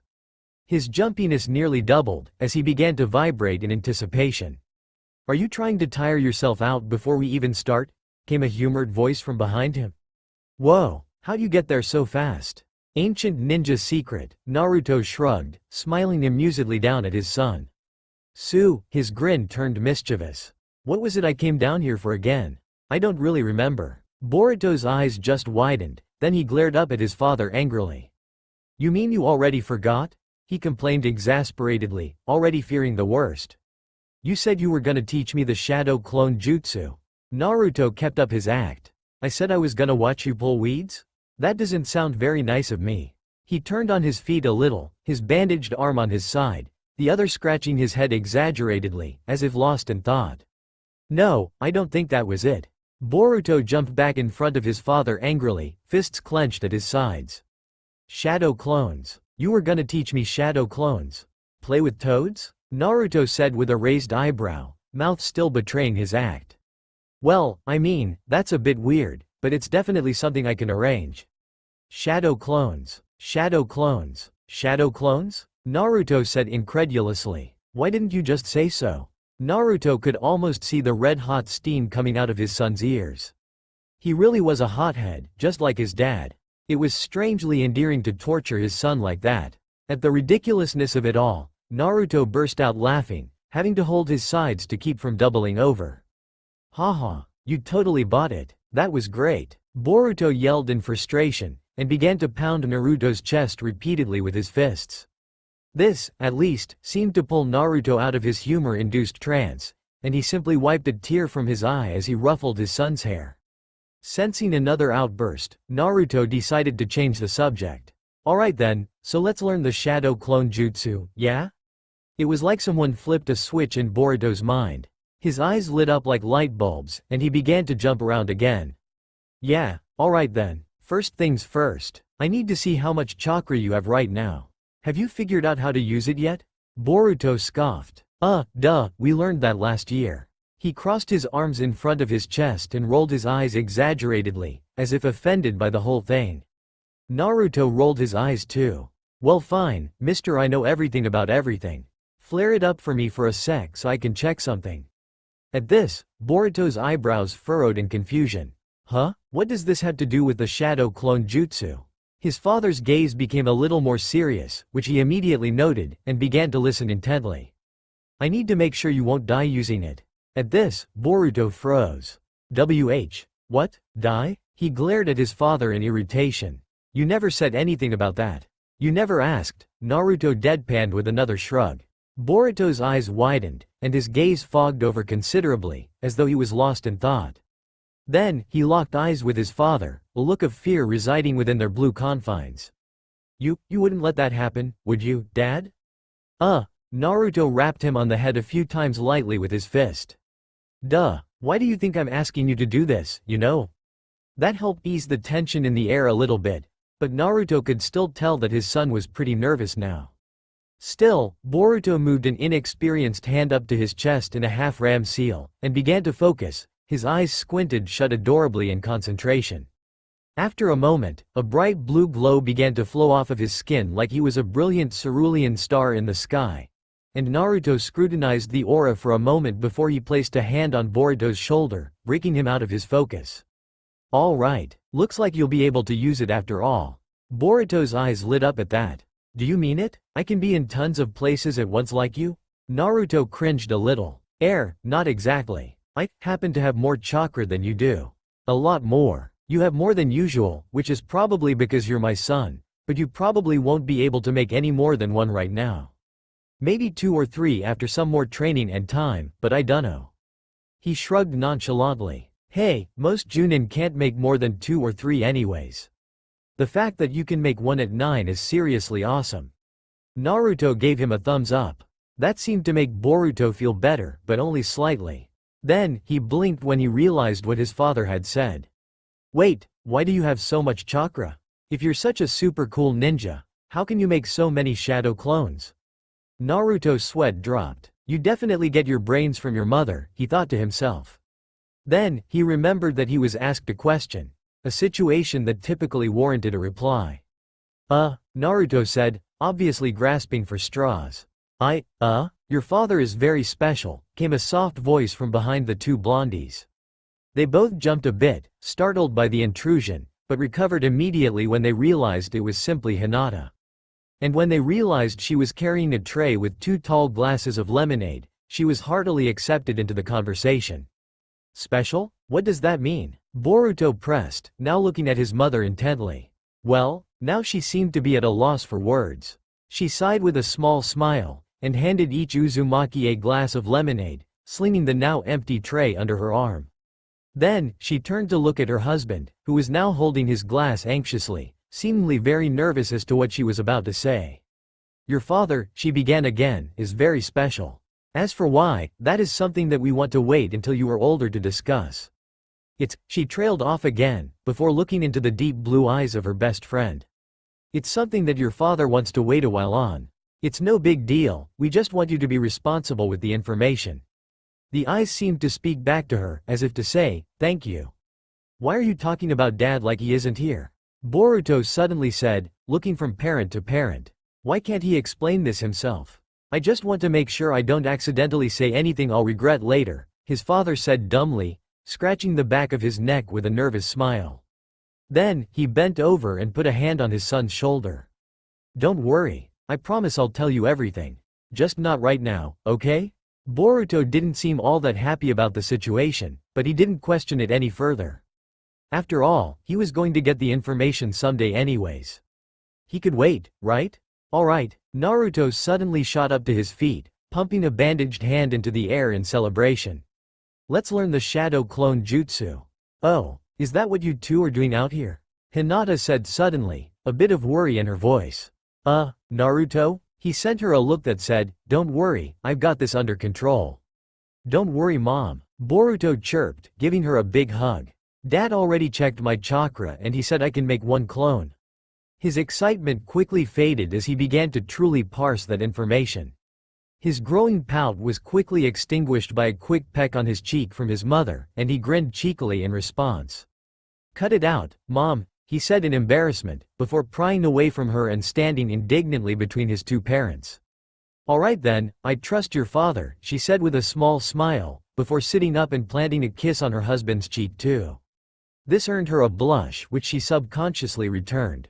Naruto blinked. One of his sentry clones, the ones he had hidden by the front gates at all times, had just dispelled. The hidden sea ninja were here. He rubbed his eyes with a loud, drawn-out yawn. With another tired glance at the room filled with paperwork, he sighed and moved his left hand into a one-handed seal. Shadow Clone Jutsu. The room was enveloped in a layer of smoke and steam, as 24 chakra constructs materialized inside his cramped office. It took a few moments for the air conditioning system to work its magic, before 20 grouchy Hokages scowled at their creator. The original Naruto just shrugged dumbly. "What? I have a big day. Shikamaru can eat my foot if he thinks I'm gonna sit and do all this paperwork on my own." He scowled at that. Why the hell was his senior advisor such a stickler when it came to paperwork? He vaguely recalled a conversation where the not quite as lazy as he used to be Nara had made some sort of argument for the fact that the people issuing the paperwork wouldn't want anyone other than the Hokage's eyes looking over their precious little office viruses. That just didn't make sense to him, but he couldn't respond in kind at the time. He scowled. "Damn smartass Naras," he grumbled, and the 20 clones all nodded and murmured in agreement. Then, he looked back at the clock. "Shit. Okay, fine. So, here's the plan." He gave a cheeky grin to his clones, who all raised a collective eyebrow, arms crossed indignantly. Naruto pointed at the mounds of paperwork that surrounded his desk like some sort of sacrificial offering, and gave a really big grin. "So, I'm gonna go get the guests situated, while you," he made a pointed glance at the clone army, "get this office cleaned up. And don't just cram it all under the rug like last time," he added at the end with a glare. 2 or 3 clones pouted at that. "Look, you're all me, so I know how little you want to do this. But it's gotta be done. We worked super hard for this job. This is just part of it, you know?" He gave a thumbs up at his assembly of indentured servants. This seemed to take them by storm, and they all lit up like bolts of lightning. "All right, let's file the crap out of this paperwork." One of the clones cheered, and the others joined in. The original was out the door before the clones could realize just what they had gotten themselves into. "Would you cut it out?" Sarada complained, watching as her teammate went through his kunai pouch for the seemingly 100th time that afternoon. "What? I have to be prepared, you know. Who the hell knows what we're gonna have to do when we walk in there?" Boruto shot back. Sarada just rolled her eyes. "You're an idiot sometimes, you know? You probably would have only needed to check your stuff, I don't know, twice, not every 20 seconds for the last 2 hours. Well, it's not my fault that Konohamaru-sensei is late." The blondie whined, pouting while he crammed his kunai and various other accoutrements back into their respective places on his person. "Why the hell are you so cranky anyways? I was barely making any noise." "Maybe not," the Uchiha admitted with a frown. "But after 2 hours," she hissed that last part in emphasis, "it was starting to whittle away at my sanity." "Do you have?" "Please stop bickering," came the exasperated groan of their third teammate from underneath a nearby tree. The 3 of them were standing around the infamous training ground 3. 3 stumps stood closest to the large expanse of river that split the grounds into 2 sizable portions, girdled on all sides by massive walls of foliage. Underneath one of these trees sat Mitsuki, the strange, pale-faced, heritage-less ninja that had weaseled his way onto Boruto and Sarada's team. He may have been a strange individual on a personal level, but even Boruto had to admit that he was an exceptional ninja. Underneath a similar tree, not too far away, sat the 2 genin lauded for being the most brilliant minds of their generation. Sarada Uchiha was leaning against the trunk of the tree with her sleeved arms crossed in disgruntlement, bright red sleeveless blouse bunching up underneath her hands as she did so. She was about to launch another verbal attack on her moderately flustered teammate when the sound of shinobi sandals running into the clearing caused them to jump up in anticipation. The flustered, heavily panting figure of their sensei bolted into view, and they all turned and growled at him. Well, Boruto and Sarada did, at least. Mitsuki just kind of sat there nonchalantly. "You're late," Boruto shouted, pointing an angry finger at Konohamaru. The Sarutobi Junin just gave an uneasy chuckle and shrugged, as he caught his breath, arms on his knees as he keeled over a bit. Yeah, sorry about that. Come on, we're not gonna be let into the first exam if you keep delaying us like this. Boruto roared, jetting off out of the clearing. Sarada, while more reserved and understanding, also took her leave in a huff. Konohamaru just shrugged as Mitsuki gave him an impassive look as he strolled by, before he turned around and began to follow his team back into town. Wait up, you guys. I'm sorry I'm late, okay? Just hang on a second, would you?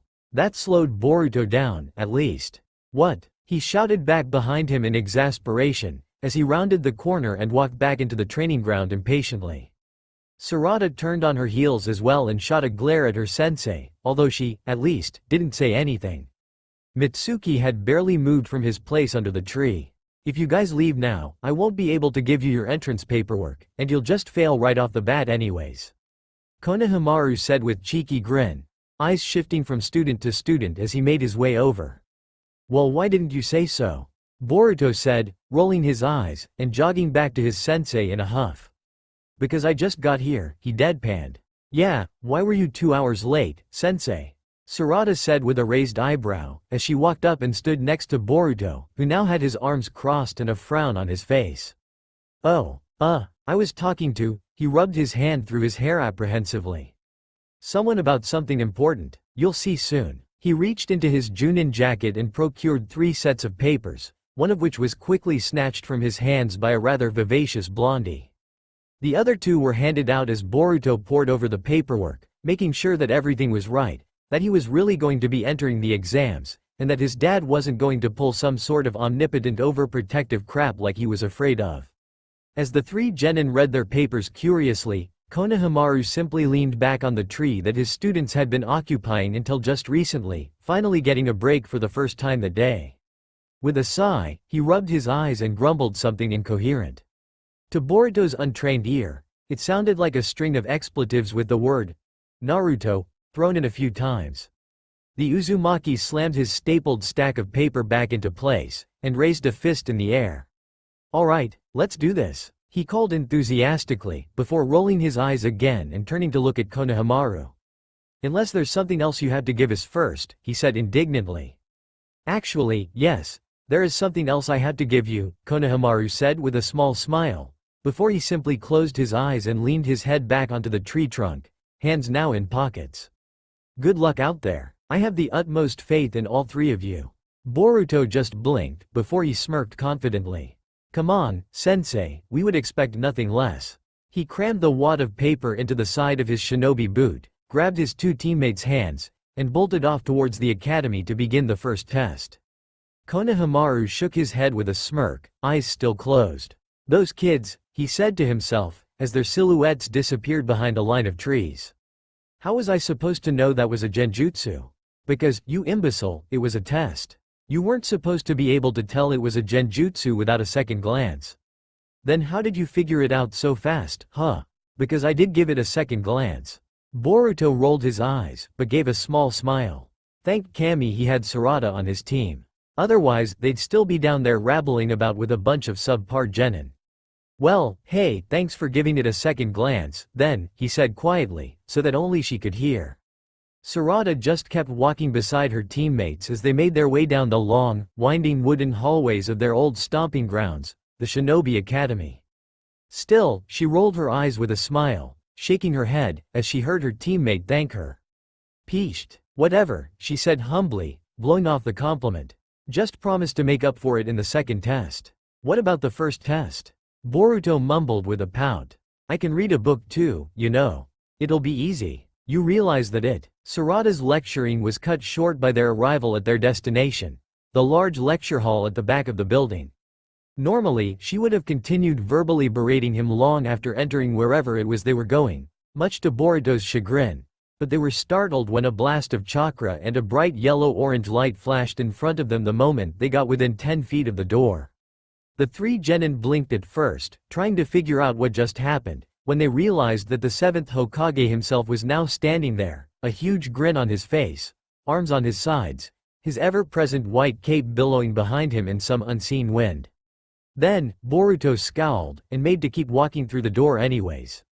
Whoa, easy there, big guy. Naruto joked, placing a hand on his son's shoulder, holding him in place. He looked down at the boy confusedly, before his grin flattened a bit at the expression Boruto had on his face. Boruto just growled slightly to himself, refusing to make eye contact with his dad. Go the hell away. Unless you intend to actually show up for real, don't bother talking to me. Boruto. Sarada chided from behind him, obviously out of her trance from the Hokage appearing so suddenly like that.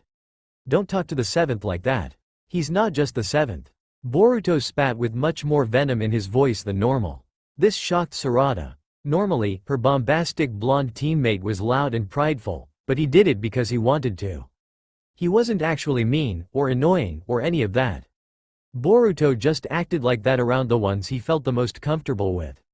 But this, Sarada raised an eyebrow. At first, she had been incredibly jealous of her teammate for being the son of the most popular, and, according to rumor, the most powerful ninja alive, all other nations withstanding. But every time she brought it up, her teammate would immediately skulk and brood about something that obviously was going on between the two blondes. Now, seeing them interact this way in the flesh, it was painfully apparent. What do you mean? She tested gently, her gaze not wavering. If he was having family problems, she'd get the bottom of things, damn it.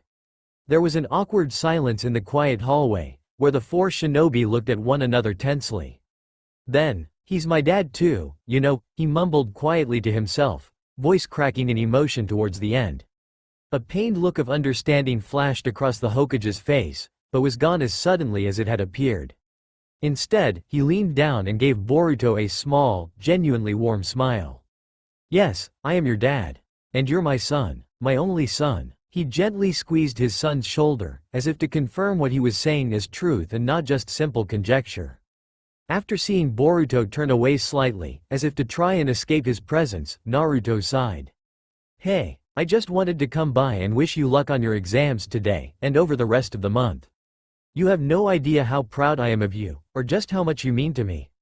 It's kind of crazy, actually. He let out a small laugh, rubbing the back of his neck with his free hand in nervousness. He was never the best at the whole dad thing. Especially now that he was the father of a rather boisterous teenager. Then again, was anyone particularly good at it? Then, his eyes flashed in acknowledgement, as he recalled what Boruto had said to him the moment he had arrived. And if you're worried that I'm a shadow clone. He pulled a kunai out of Boruto's pouch and slid his palm with it without a second thought, blood dripping to the worn wooden floors of the academy. Naruto raised an eyebrow at the gasp he heard from Sarada, and the HMMPH he got from Boruto. Then, he smirked. That proof enough for you? Boruto seemed to soften a little at this, even stealing a glance at his father's face for a split second, as if to confirm, truly confirm, that this man was his father, tried and true. But he just as quickly turned away again, as if he was afraid to know the answer. Why are you here? It wasn't phrased as a question. Naruto said dumbly, not entirely sure what his son meant. Didn't he just explain himself? Sensing the Hokage's confusion, Boruto scoffed, and tore away from his dad's grasp, crossing his arms and taking a few steps back. Don't you have some sort of Hokage shit to deal with? He spat, still avoiding eye contact. Naruto gaped, wide-eyed at the way his son had just addressed him. He thought that Boruto would be happy to see him properly for the first time in a few days, and for such an important event. Hell, it wasn't every day that the Hokage came to meet your genin team for nothing more than a social call. Naruto sighed, and ran a tired hand through his blonde hair. The bags under his eyes, as well as the wrinkles that had begun to frame his nose across his face, seemed to darken considerably. It was then that Sarada realized just how much stress and trouble the Hokage went through. It wasn't just a flashy job that let one sit atop a golden throne and fling orders down to the people from the perspective of the mountain carvings. If anything, it made her even more determined to take the job later in life. She narrowed her eyes in silent determination, a slim grin breaking out across her face as she thought of her dream. The current Hokage, however, was too occupied with trying to think to notice. Well, he said dumbly, grasping at straws.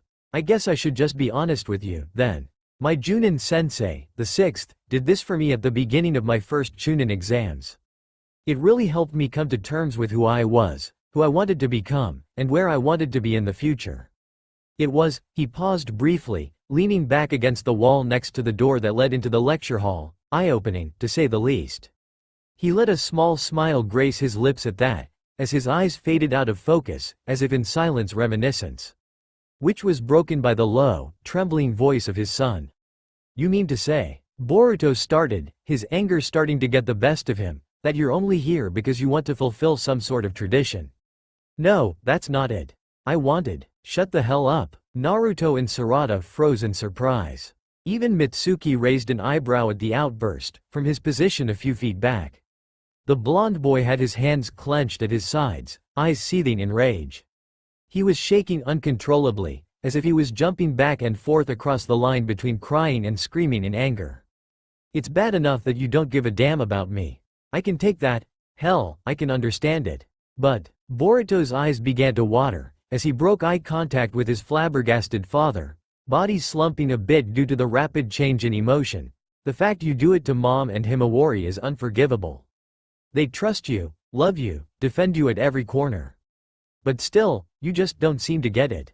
A small tear leaked out of the corner of his eye, which he was quick to try and subtly bat away with his sleeve, sniffling slightly as he did so.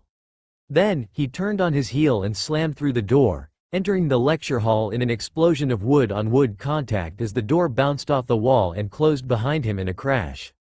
Sarada just stood there like a statue, gaping like a fish. What the hell just happened? The seventh didn't seem to be faring much better. His eyes darkened considerably, as if he was under considerable emotional pain. Sarada was beginning to think that he was. Just what was the man sacrificing for the good of the village? He turned to leave robotically, mouth turned down in a small, sad frown. As he began to walk away, he remembered that he wasn't alone, and turned to offer one last statement to his son's teammates. His eyes were glistening a little in the dimly lit hallway. "Good luck." And with that, he left at a slow and steady pace. The walk home was one of the longest that he had ever taken. The harsh midday sun shone down on him like some sort of sick joke as he meandered his way slowly through the paved roads of the Leaf, only giving small smiles and reciprocating bows to all the citizens that offered him greetings as he went along. Naruto Uzumaki was having an existential crisis, and the world around him seemed to be nothing but a faded blur that he was forced to occupy, like a puppet chained to the earth by some cruel, omnipotent god. His hands fidgeted from within his pockets, his white cloak nipping him in the heels as walked. It was the only reminder he had that he was even moving, rather, it was the only reminder that was actually registering in his brain. As he passed by the Hokage Tower, he subconsciously summoned a shadow clone behind him, who appeared in a puff of smoke. He figured that Shikamaru would have a fit if he found out that he was skipping out on his job without a reason. So, he was taking the rest of the day off.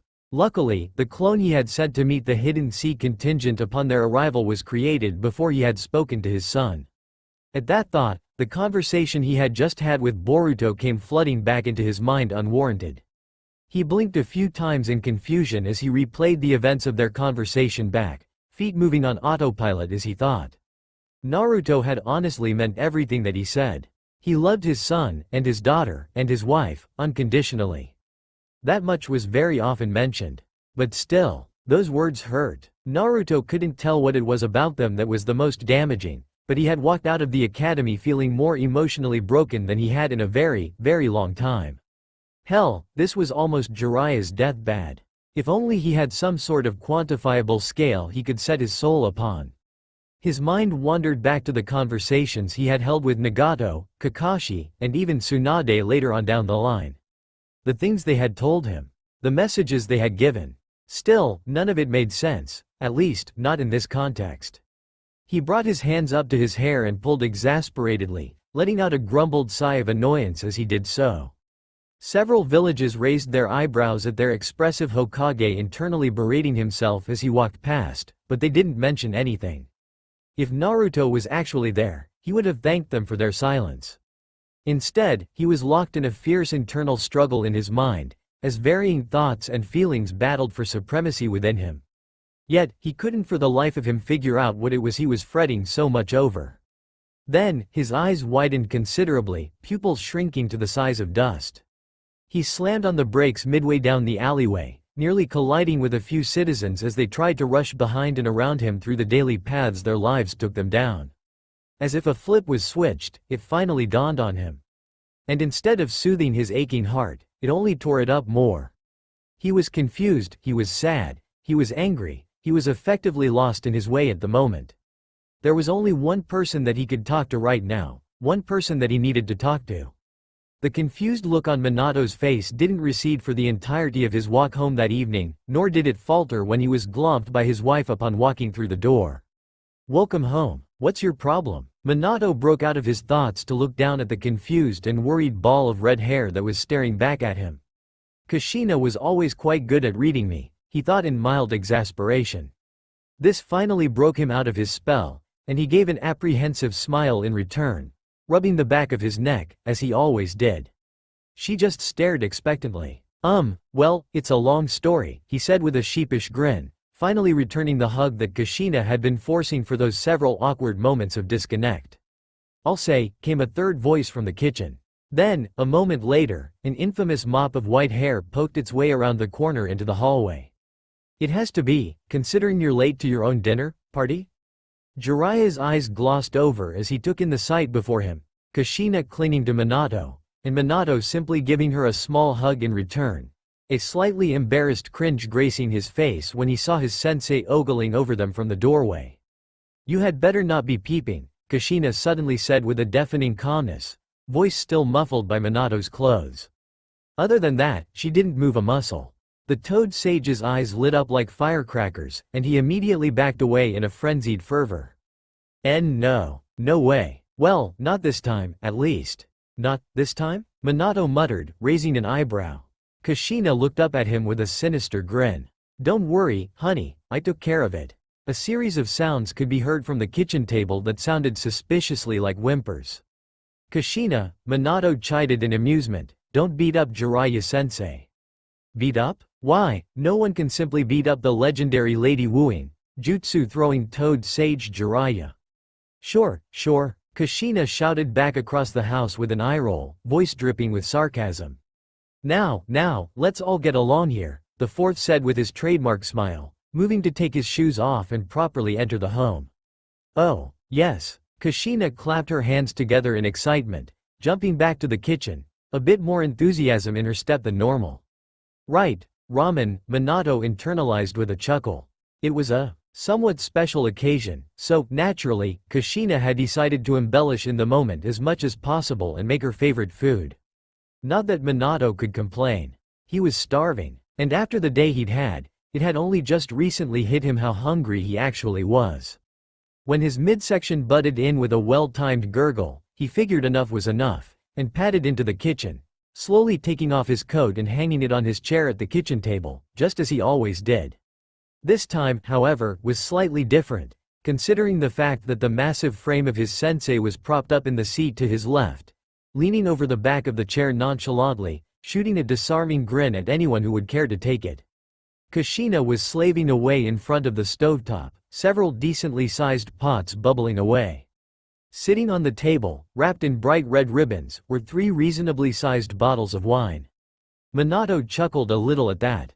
"Good call with the 3rd bottle," he whispered loudly with a smile, so that Kushina could still hear him.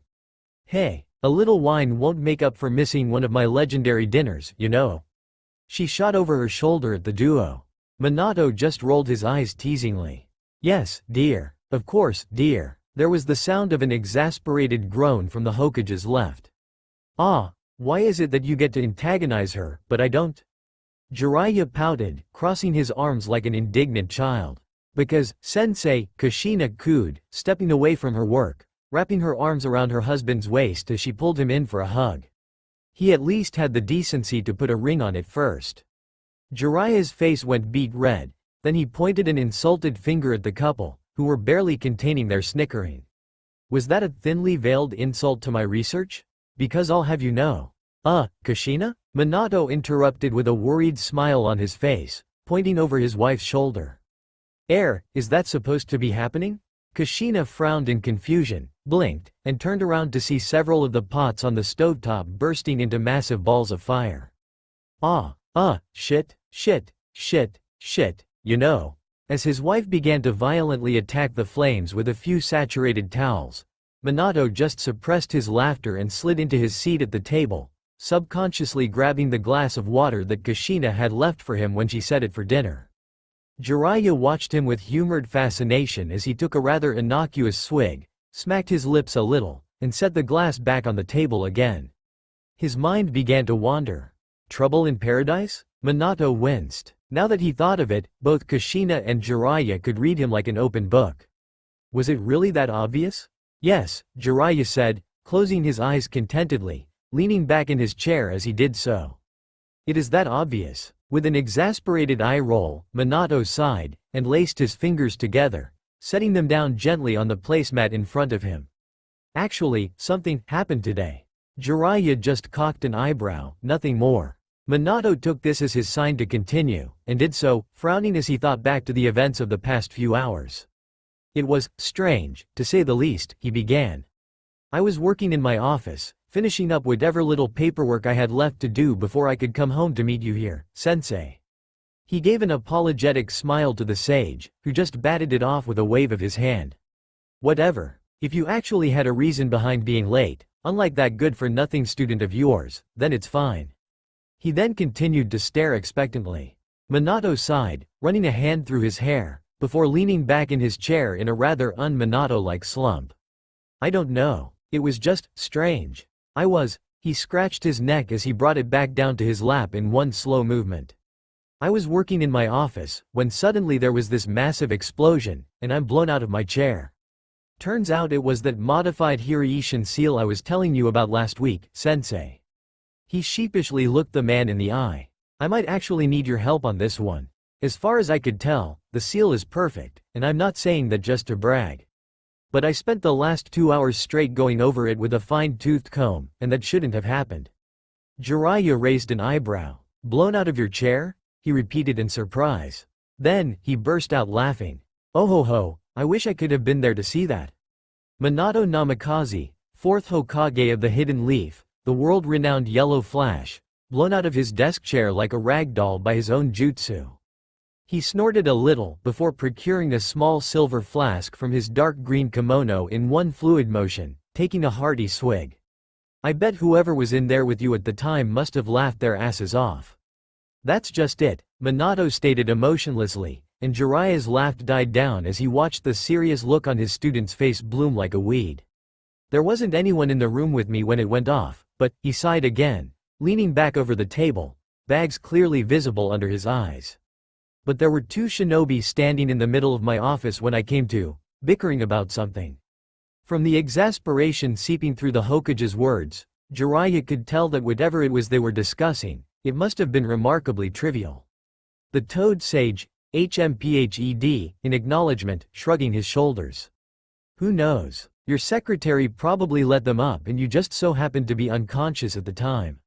He raised his flask in a mock toast.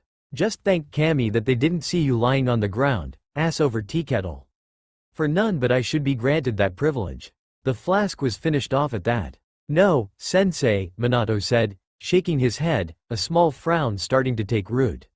I can usually tell how long I've been out for. I'm certain it was for only a split second, if at all. I would have noticed a shunshin, or hell, even a hiraishin. But this, he put his hands over his eyes and groaned slightly, rubbing out the sleepiness that was proliferating behind his clouded lids. Jiraiya snorted slightly, setting the flask down on the table as the smoking figure of Kushina finally managed to win her battle of wills against fire. Couldn't they have just taken the stairs? Or walked in the door? Then, something clicked in the Toad Sage's head. Wait a minute, is that why you're so late? You stayed at the office just to check on that flimsy seal, didn't you? It works fine, Minato mumbled behind his hands, still rubbing furiously. And I checked with my secretary. She didn't let anyone in that entire morning, just like I asked her to. And all the privacy and border seals I placed when I moved up there were undisturbed. He narrowed his eyes. There's something strange going on. Jiraiya leaned back in his chair again, the wood creaking under his sighs as he did so. Well, did you at least ask the shinobi how they got in so fast? The Hokage simply shook his head. One of them shunshined the other out once they noticed I was staring at them. I didn't get the chance to say more than one word to them before they left. Stage fright, smirked the Sanin from his chair, watching in abject fascination as Kushina began to curse and swear at the ruined pot of ramen on the counter. A single, faint chuckle was the Hokage's response. Then, who knows? Minato set his palms back on the table in a heap, obviously worked up over this. Look, kid, Jiraiya pressed, leaning forward a bit as well. It was probably just a coincidence. I wouldn't worry about it. Sensei, Minato prompted with a furrow of his brow, you of all people should know that coincidences don't occur in our line of work. I think that you were even the one that taught me that. He's right, you know, Kushina butted in from across the kitchen, happily humming as she set aside some new, less burnt noodles to be boiled. Sensing where this was going, Jiraiya sighed and shook his head. Alright, fine, I'll look into this. What did these two random shinobi look like? Minato's lip twitched upward for a moment, before he steeled himself and recalled everything that he had seen those few moments between passing out and being alone in his office yet again. Well, he began, raising an eyebrow in contemplation, one was just a child. Probably no older than 13 or 14. The other was an older man, most likely in his late 30s. Minato suddenly found it rather difficult to continue. They had blonde hair. Really, really blonde hair. He looked up at Jiraiya apprehensively. How blonde are we talking here? Jiraiya said plainly, mentally committing the description to memory. Minato just raised an eyebrow and pointed to his own messy mop of yellow blonde hair. This prompted a surprised reaction from his sensei, as he expected. I see, he said after thinking for a moment, before waving his hand in a gesture intended to allow Minato to continue. The kid had a pair of incredibly electric blue eyes. Like sapphires. I never thought you a poet, Minato. The man just shrugged noncommittally and continued. The man's eyes were almost exactly the same color as mine. Almost an exact match. I thought I was looking in a mirror at first. Granted, they were much larger and rounder in general, but the color, it was unmistakable. A heavy silence settled in the air around the kitchen table, as Kushina continued to tend to her cooking nearby, the occasional sound of metal clanking or a pot of water being stirred being the only sound that echoed throughout their decent-sized kitchen. Finally, Minato spoke again. But, most notably, probably, was the fact that they each had a set of rather strange birthmarks on their faces. I thought scars at first, but in the short amount of their conversation I heard, the young boy called the man his father, so I'm assuming it's hereditary. What about the scars? Jiraiya pressed. If he was going to track down these two men, he was going to need a decent picture in his mind. And considering facial markings of this type, it would be exponentially easier to pull off if he had a good idea as to what he was supposed to be looking for. Minato started for a moment before sighing. They looked like whisker marks. It was the strangest thing. The man had 3 on each cheek, the boy had 2. He ran his hands through his hair one more time, disturbing the rather fragile equilibrium that kept his seemingly gravity-defying hair in place for just a moment, before the hair's own laws of physics kicked back in and it returned to its original shape. I honestly don't know what to make of this. They were definitely strange characters, that's for sure. Jiraiya couldn't help but find himself rather interested in the development all of a sudden. He leaned forward more in his chair, eyes narrowed, until he was practically putting most of his weight on the table between them. What else? Anything strange? Well, the kid was rather rude to his father, Minato remembered easily, counting off things on his fingers as he went. And the father was mad about something. I think it was something training related. As if the boy was cheating or incorrectly performing a jutsu or something like that. Then, he snapped his fingers, a spark igniting in his eyes as he recalled a rather vital piece of information from the brief exchange in his office. Oh, that's right. The name of the boy is Boruto. Maybe check around to see if he's a new genin, or perhaps a genin from another village here for the Chunin exams next week? Jiraiya was seemingly broken from his trance, giving an exaggerated sigh. Oh, come on Minato, do I have to do all the work? He pouted, bottom lip wobbling in a rather ridiculous display of discontent. Minato shook his head with a small, very small, smile on his face. No, don't worry, I intend to investigate this further myself as well. It's not every day that people magically appear in my office. His face hardened again suddenly, ready to finish his report. One more thing. I did try to pursue them, but the instant they shunshined away, I couldn't sense them at all anymore. Not even with what little sage mode chakra I used. His eyes narrowed in thought. Whoever the man was, he had an insane amount of power, if he was able to execute a perfect shunshin over such a ridiculous distance. Either that, Jiraiya added with a raise of his thumb passively, a frown etched across his face, or they shunshined to somewhere sealed in the village. Considering we're the only two seal masters here, and I didn't sense any of my sealed triggers go off the last 12 hours or so, I'd say it would have to be somewhere that neither of us is aware of. His eyes gained a rather vivacious gleam. This case was suddenly becoming rather interesting indeed. If that's the case, Minato said, paling slightly, then there's even more of a reason to figure out who those two were. If there's someone working on the inside, planning some sort of attack. He didn't need to finish that thought for its implications to hit home hard. Jiraiya shook his head. Alright, Minato, I'll see what I can do. If they're still in the village, I'll find them. This is a big deal, potentially a matter of village security. If those two are up to something, I'll stop it. The Hokage managed a weak, exhausted, starving smile at that. Thanks, sensei. I knew I could count on you. The Toad Sage scoffed at the praise. Oh, please. You're just lucky I didn't have to be back on the road for another few days. At this moment, Kushina decided to make her grand entrance. She threw herself down in her chair like a sack of potatoes, smiling all the way. Her face was covered in black soot, and her clothes were singed here and there. Sue, she pressed, how's it going? Kushina, are you sure you want to be over here chatting with us when you're cooking? Minato asked nervously, giving a subtle glance at the burns in her clothes. Oh, pshh, she said with a wave of her hand. I've been done for the past minute or two. Just waiting for you two to stop your super serious conversation and come back to the real world. She raised her fingers in a set of mock air quotes for the latter part.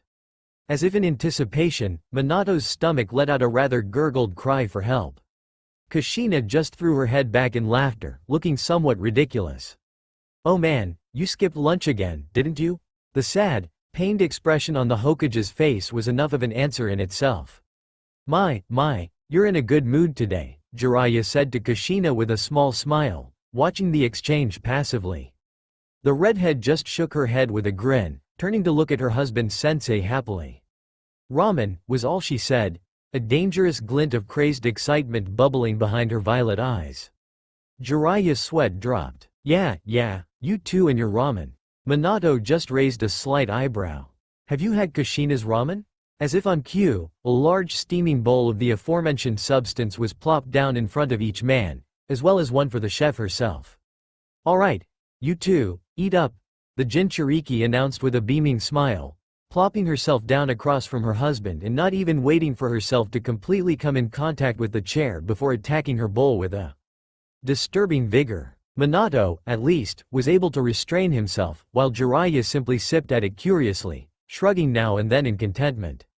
The three ate their meal in silence, considering not much could be heard over the dull roar of a Category V Tormato ripping through Ramendale. Now, then, Jiraiya burped politely into his hand, leaning back in his chair with a subtle smile on his face. I know you too. You didn't just invite me over to wine me and dine me, and considering that the events of your day, he gave a pointed glance at Minato, didn't transpire until after you invited me, I have a hunch that it wasn't that either. How very astute of you, sensei, Minato said with a small smile, not betraying his sarcasm in the slightest. Actually, it wasn't just me that wanted to talk to you. Kushina finished wiping the carnage off of her face with her napkin in a rather unbefitting, dainty manner, and smiled at her husband. She brought her hand across the table, and he took it in his, smiling back, as they both turned to look at Jiraiya's rapidly paling face. Okay, I don't know what's going on, but it's kinda creeping me out, he mumbled in slight worry. Relax, silly, Kushina said, rolling her eyes. It's not that big of a deal. Well, not really that big of a deal, you know. Minato sent Kushina a look, one that simply asked, do you want to start, or should I? She seemed to prefer the latter. Minato squeezed her hand supportively, as he began to speak. Well, sensei, as you know, we're planning on starting a family one day. Oh, the Toad Sage grinned. Did you two finally procreate? Too bad I wasn't there to Shut your hole. Kushina bellowed at the top of her lungs, face beet red. Neither of us are ready for kids yet, okay? Kushina? Why don't you let me do the talking? Minato asked with a polite smile, a bead of sweat beginning to pool across his forehead. Not bothering to wait for her answer, he turned back to his sensei. No, we're not quite there yet. But we know we do want kids someday. So, consider this as a sort of preemptive decision. Jiraiya just raised an eyebrow. Preemptive decision? He parroted in confusion. Minato sighed and smiled. Well, Kushina and I would like permission to use the name from one of your books. The Toad Sage blinked. That's what this is all about. Then, he burst into laughter. The Namikaze and the Uzumaki each raised an eyebrow at the eruption, then shared a quick glance between the two of them in the sort of unspoken language that married couples were infamous for. After Jiraiya wiped away the tears with the flick of his hand, he leaned forward on the table a bit, sighing in contentment as he did so, nonchalantly looking back and forth between the couple. Then, he waggled his eyebrows at Kushina, and broke out into a cheeky grin. One of my books, Which one? Make-out Tactics? Make-out Paradise? Ooh, is it one of my short stories, where I go into rather intimate detail about? No, Minato sighed with a frustrated huff, running a hand through his hair once more. None of that. No, I'm talking about your first book, Sensei. Jiraiya raised a condescending eyebrow. Peeved, that old thing? It's pretty good, you know, quipped Kushina, as she crossed her arms in front of her with a shrug, leaning back in her chair in a relaxed slump. Why the hell didn't it sell as well as the rest of your crap? Jiraiya reciprocated the shrug smoothly, a cheeky grin on his face. What can I say? Smut sells. His smile became much more warm and serious, and he simply nodded once. Regardless, go for it. I don't care one way or another. It'll be an honor. Then, he leaned in curiously, looking at his student with narrowed, beady eyes. So, he whispered with a grin, which name did you pick? Gah, don't look at us like that. It's creepy, groaned Kushina exasperatedly, standing up in a huff and gathering the dishes. Honestly, Minato, I don't know how you put up with him half the time. She just rolled her eyes and walked off for a moment, gently setting the used bowls in the empty sink, then returned to the table with a topped-off glass of water. Minato just let out a long, deep sigh at the ridiculousness of the people he surrounded himself with.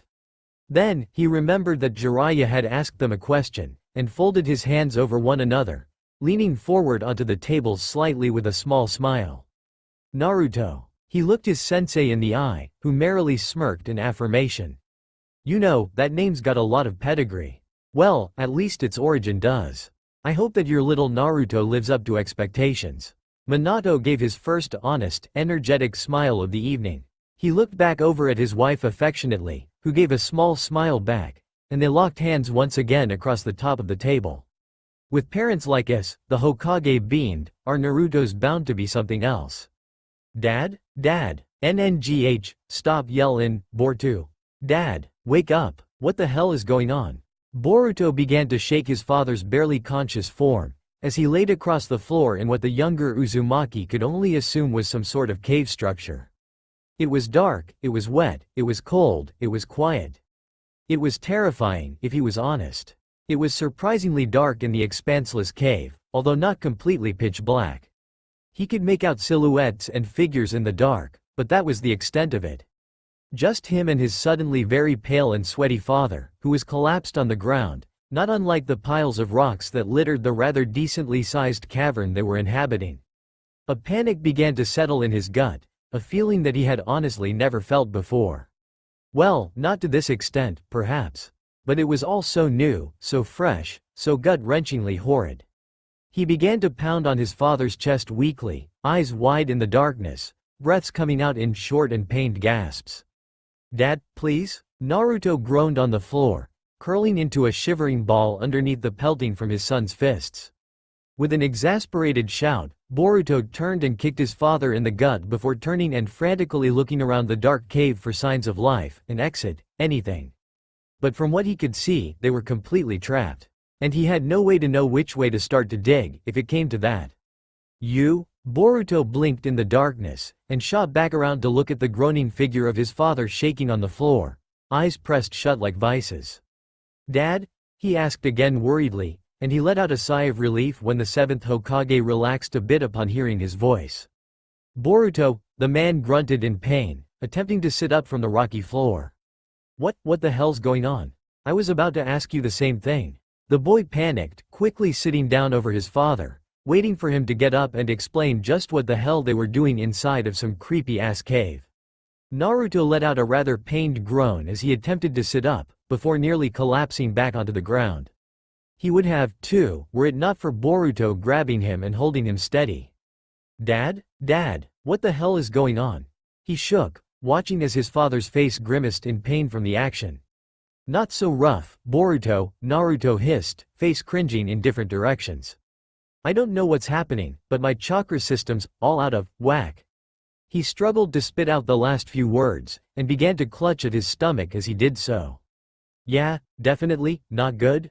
After a few tense moments where Naruto simply sat there shaking, and Boruto was merrily glad his father was awake again. "Dad?" Boruto pressed again, worried that the deafening silence they were drenched in signaled his father's slip back into unconsciousness. Naruto's eyes suddenly shot open, and they darted all across the cavern. The floor, the ceiling, the form of his own slumped body lying underneath him, his son's terrified expression on his face. Boruto reeled in shock at what he saw. What the hell? He stuttered, jumping to his feet as he stared at the place on his father's face that had always housed a pair of loving, emotional, powerful blue eyes. Now, however, they were blood red. Instead of the usual black pupil floating amicably across a sea of cerulean, there were two onyx slits running vertically through crimson irises, which were still darting across their strange environment with a confused gleam. And they were glowing. Finally, they settled on him, and Boruto had to resist the urge to flinch, run away, and hide. The eyes immediately widened when they saw the amount of fear that he was leaking like a running faucet. "Boruto?" Naruto asked faintly, moving to get up, before he groaned in pain, and doubled over himself with a wheeze. He raised his head to meet his son's eyes once again, who hadn't moved an inch. "Dad, your eyes?" Naruto blinked, granting the boy some brief respite from the terrifying aura those things were oozing. "What about them? They're red," he muttered quietly, as if afraid that speaking too loud would end his life. Naruto blinked, and then cringed again, this time with a barely suppressed groan. "Makes sense," he grunted out, and Boruto just blinked. "What the hell is that supposed to mean? Where the hell are we?" Naruto suddenly asked, interrupting Boruto's shaken train of thought. "This isn't where I shunshined us at all." "Wait, so you did send us here?" Boruto asked, a familiar frown creeping its way back onto his face. Naruto just grimaced again, although the Uzumaki heir couldn't tell this time whether it was out of pain or out of annoyance. He got his answer pretty quickly, however. "No, I didn't. What the hell did I literally just say?" Naruto winced when he saw his son shrink back from him at that. "Sorry," he muttered, turning his gaze to the floor of the cavern once again. "I get a little mean when I'm in pain like this." HMPH, Boruto grunted in affirmation, still refusing to meet his father's gaze. Naruto made to stand up, and actually managed to accomplish it, albeit shakily. He leaned an arm across the far wall of the cave, and closed his eyes again in concentration, beads of cold sweat running down his body. "Why the hell is this happening?" he muttered to himself angrily, before slowly opening his eyes to check on his son. "Are you okay?" he asked a little embarrassedly. "Sorry I didn't ask earlier. A little preoccupied at the moment, in case you couldn't tell." "I'm fine," Boruto mumbled, crossing his arms over his chest with the raise of his eyebrow. "What the heck is wrong with you, though?" Naruto gave a single hollow laugh, before sliding back down the wall into a sitting position, a feeble hand held gingerly over his gut. "Wish I knew," he said with a pained smile. "Something's wrong with my chakra." "Chakra exhaustion?" Boruto asked tensely. Naruto shook his head slowly, still looking off vaguely at nowhere in particular.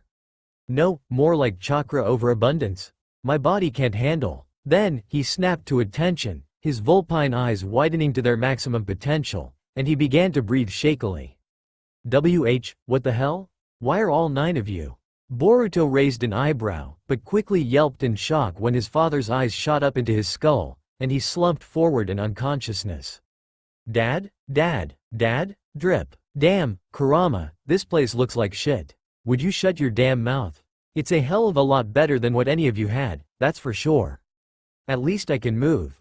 Drip. HMPH. Well, you're the idiot that decided to stay locked up. Grr, would you two cut it out?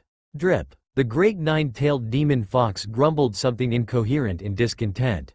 Damn raccoons, he muttered, slumping against the wall. He took a cursory glance at his surroundings and had to admit that the massive sand priest was at least partially right.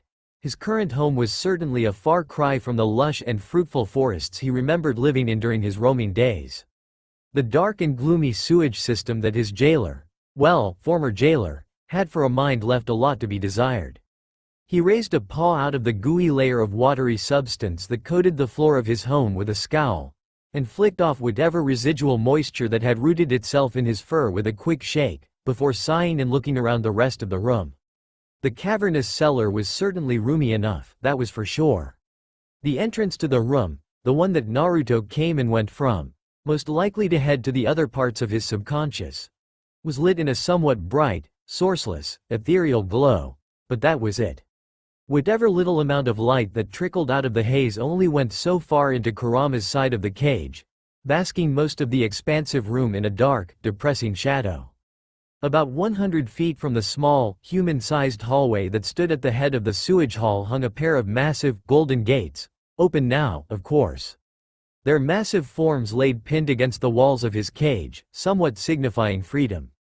Kurama sighed. He knew, deep down, that all he had to do was force a little against his container's body to be released, but that wasn't something he was willing to do anymore.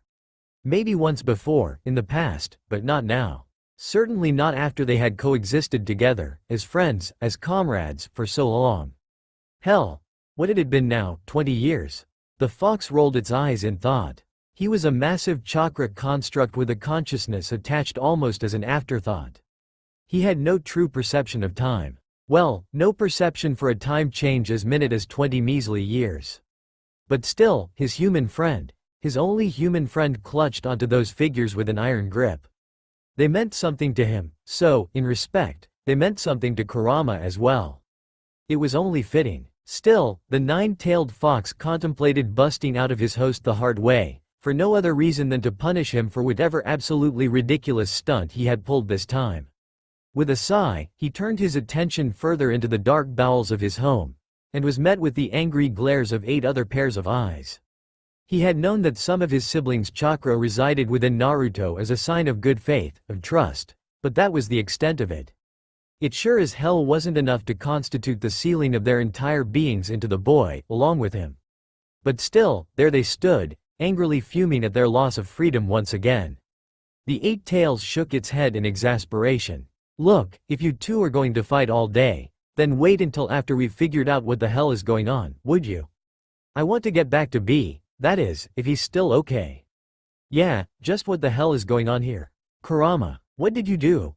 Roared Son Goku in indignation, bashing on the ground with his massive ape-like fists, sending blasts of water into the faces of his fellow tailed beasts. Knock it off, Kurama. Answer the damn question. Look, I didn't do anything. I should be asking all of you the same thing. What the hell are you doing in my Jinchuriki? Sensing an exponential rise in tension, Yuki stepped in once again. Look, it's obvious none of us understand what's going on, so why bother beating each other up over it? HMPH, the fox grumbled, and was echoed by his other riled-up siblings. But the 8-tailed octopus wasn't quite finished. Kurama, why don't you summon Naruto? He can help explain this. Shukaku waggled his lone tail in agitation. Hey, yeah, this has that brat's name written all over it. Fine, whatever, the Kyuubi mumbled, turning around and looking at the empty doorway at the end of the hall. Looks like he finally realizes you lot are here, too. Might as well pull him down here anyways. As if on cue, the orange-clad form of the 7th Hokage stumbled through the entryway with the same grace and poise as Tsunade walking home from a bar on a typical Tuesday afternoon. He rubbed his head and grumbled something to himself in indignation, before turning to look at his personal tailed beast with a scowl.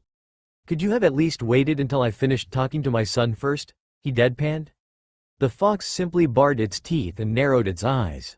No. Naruto rolled his eyes. Fine, whatever, he muttered, moving into the rest of the room and settling down in the middle, near where the massive latch of the gate's seal used to sit within the room. It was at this point that his vision adjusted, and he caught sight of 8 more furious figures residing amid the darkness. He blinked and leaned in closer, as if worried this was some sort of dream. "Shit," he muttered, wide-eyed. "I was honestly hoping I was wrong when I sensed all of you in here." "I guess it makes sense then." "You guess what makes sense, boy?" bellowed the Four Tails angrily. "I don't have the time or patience to deal with your lip service. Just tell us what the hell is going on and get us out of here." Naruto's sweat dropped. "Hey, here happens to be me," he said with a pout. "It's not that bad, right, Kurama?" He turned to the fox expectantly, who merrily shrugged noncommittally and padded off a bit until he was standing next to his kin. "Jerk," Naruto sulked, rolling his eyes. Then, he turned his attention to the other tailed beasts. "Regardless, I have no idea what's happening. I was kind of hoping that you had some idea, because I'm honestly stumped." He rubbed the back of his neck in anxiety, a frown deepening on his face. "Usually I have Shikamaru to help me work my way through things like this," he muttered, narrowing his eyes at the watery floor he was standing on. Then, his eyes shot open, and he fell to the floor in a pained heap, gasping for breath. Looks like you're about to reach critical mass," smirked the Nine Tails, crossing his arms. "Serves you right for cluttering up the place." "Clutter? Are you calling the rest of us clutter?" roared Shukaku, leaping in front of Kurama with a deafening crash. Naruto ignored them as they began to bicker amongst one another once again, mainly because his hearing had been reduced to a dull, ringing ache, as his vision began to spin and blur dangerously. The only thing he was able to make out before being ripped back out of his own mind into the real world was the crimson-red water that was beginning to pool around his body in the sewage sludge, tainted by his own blood, leaking from his mouth. "Not good," he muttered, flickering back into consciousness. The cold sweat had gotten significantly worse, and his shaking now looked more like spasms. Suddenly, the voice of his companion began to echo in his skull. "Look, I don't want you to die as much as you don't want you to die. So I suggest you do something, and fast." Naruto grimaced, or frowned, one of the two. "Yeah, and what do you suggest I do?" The Biju just snorted from within his mind. "Hell if I should know. What do you humans usually do when you have too much chakra?" Naruto deadpanned. "It's not exactly a common issue. But I'm assuming that I have to do something really big, and really chakra-taxing, in order to balance everything out. Or," he raised an eyebrow in concentration. "No, I suppose that wouldn't work. I can't just pump it out into nature using some sort of bastardized sage mode." "Why not?" "I don't know, Kurama, okay? Cut me some slack, it's hard to think when you're about to explode from the inside out." Then, he frowned. "Which reminds me, are your siblings still there?" "Unfortunately," mumbled Son Goku with a hint of indignation. Naruto sighed, and winced as another bolt of chakra was sent through his system, disrupting his already fragile balance even further. "Guys, I'm gonna have to ask for a big favor." He could feel several of the Biju within his gut, out of spite, but luckily, the ever level-headed Eight Tails broke in before any of the other, more condescending tailed beasts could get a word in edgewise. "As long as you promise to get us out of here quickly, I'm open to anything, Naruto." Naruto smiled for the first time that evening, albeit small. "Thanks Gyuki. I appreciate it. What the hell are you listening to the brat for?" bumbled Shukaku. "For all we know, this could all be his fault. Something makes me seriously doubt that for some reason. Call it intuition." There was a brief pause, before several of the other beasts gave their input after a moment of contemplation. "I trust Naruto, as well as Gyuki, Shukaku. I say we give whatever it is he has in mind a chance," purred the Two Tails. "Why not?" Chome buzzed blithely. Isobu simply grunted in agreement, shortly followed by the others. Son Goku simply sighed from within Naruto's head. "It seems that once again I am trusting you blindly, Naruto. You had better not mess this up." Naruto sighed quietly to himself in relief. "Alright, look, the fact that you're all here and not exactly sealed in me means that all of your chakra is flooding my system, and I can't handle it. I have to, well, jettison most of it. Otherwise, I'm gonna pop. If you can call popping, detonating with the strength of several hundred-tailed beast bombs and leveling 3/4 of the continent. You want us to just give up all of our chakra? Right now? Yeah, I need to channel it non-destructively out of my system. And if I am going to figure out how to fix whatever the hell is happening, I need time." If you guys end up staying for longer than expected, then you can slowly start to trickle more of your chakra into my system. I'm sure you all know how that works. Another round of grunts was his answer. Alright, brat, fine. Just don't drain us dry. Naruto smirked. If you all reduce your levels to as low as you can go, and Kurama gets rid of half of his, I should be able to cope with it. It'll still hurt like hell the first few days, but I can handle it. You want me to reduce my power to half of its full potential, just for these fools? Roared the Nine Tails in fury, causing Naruto to cringe once more, this time in discomfort from having his mind shake and rattle under the beast's might. Naruto scowled. Look, I don't like this as much as you do. But if I'm gonna live through this, and if you don't want to end up taking the next few dozen years reforming somewhere, we've got to cut corners. Then, he sighed. I'm sorry, but this is the only way for the time being. At least you can replenish your chakra later. Naruto could practically feel the beast smirking inside his head. Whatever. I suppose that it's a small price to pay so that the likes of you doesn't pop under our tremendous might. Our tremendous might? Why, Kurama, that's the nicest thing you've ever said to us. Once again, Naruto could feel the strange conjointed feeling of the two-tailed cat Matabi holding in her laughter, as the face of the great demon fox glowered at her. Refocusing his attention, he opted to try and figure out just where exactly he was, and how to get out. And quickly. He had barely minutes left, it felt like. Frantically looking around the cave, he saw his son sitting next to him, seemingly asleep, head leaning against the back of the stone facade in a scene of almost perfect peace. With what little physical energy had left that was not going to quelling his overloaded chakra coils, Naruto leaned over and prodded his son as gently as he could in the shoulder. The boy shot to attention immediately, lightning blue eyes darting across the darkness, before finally grimacing as they settled on Naruto's own. Hey, muttered Naruto hoarsely, still clutching the clothes nearest to where his seal used to be. Hi, Boruto said, narrowing his eyebrows. Finally up again? Up again? Questioned Naruto quietly, raising an eyebrow. Boruto just sighed, partially in exhaustion, partially in frustration. Yeah, you were out for, like, 3 hours, woke up for 3 minutes, and then were out again for another 20. Naruto blinked. 3 hours? Another train of thought was violently derailed when a flicker of blood-red chakra oozed out of his pores aggressively, lighting the dark cave up like a midsummer sunset. Boruto jumped to his feet and immediately backed away, holding a kunai to his chest protectively. What the hell are you? He glowered, staring down at what appeared to be his father, writhing on the ground. Boruto, don't have much time left.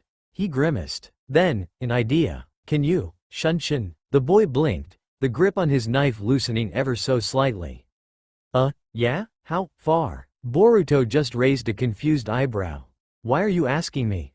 Just answer the damn question. Quaking a bit, eyes like saucers, Boruto managed to blurt out an answer. I can go a few hundred feet, but that's it. I don't have nearly enough chakra. Naruto grimaced in affirmation, panting slightly. Good, can you do hand, seals, and move other people? The blonde-haired boy just nodded tersely, suddenly fearing for his life. Then, his father gestured for him to come closer. Boruto's heart began to pound in his throat.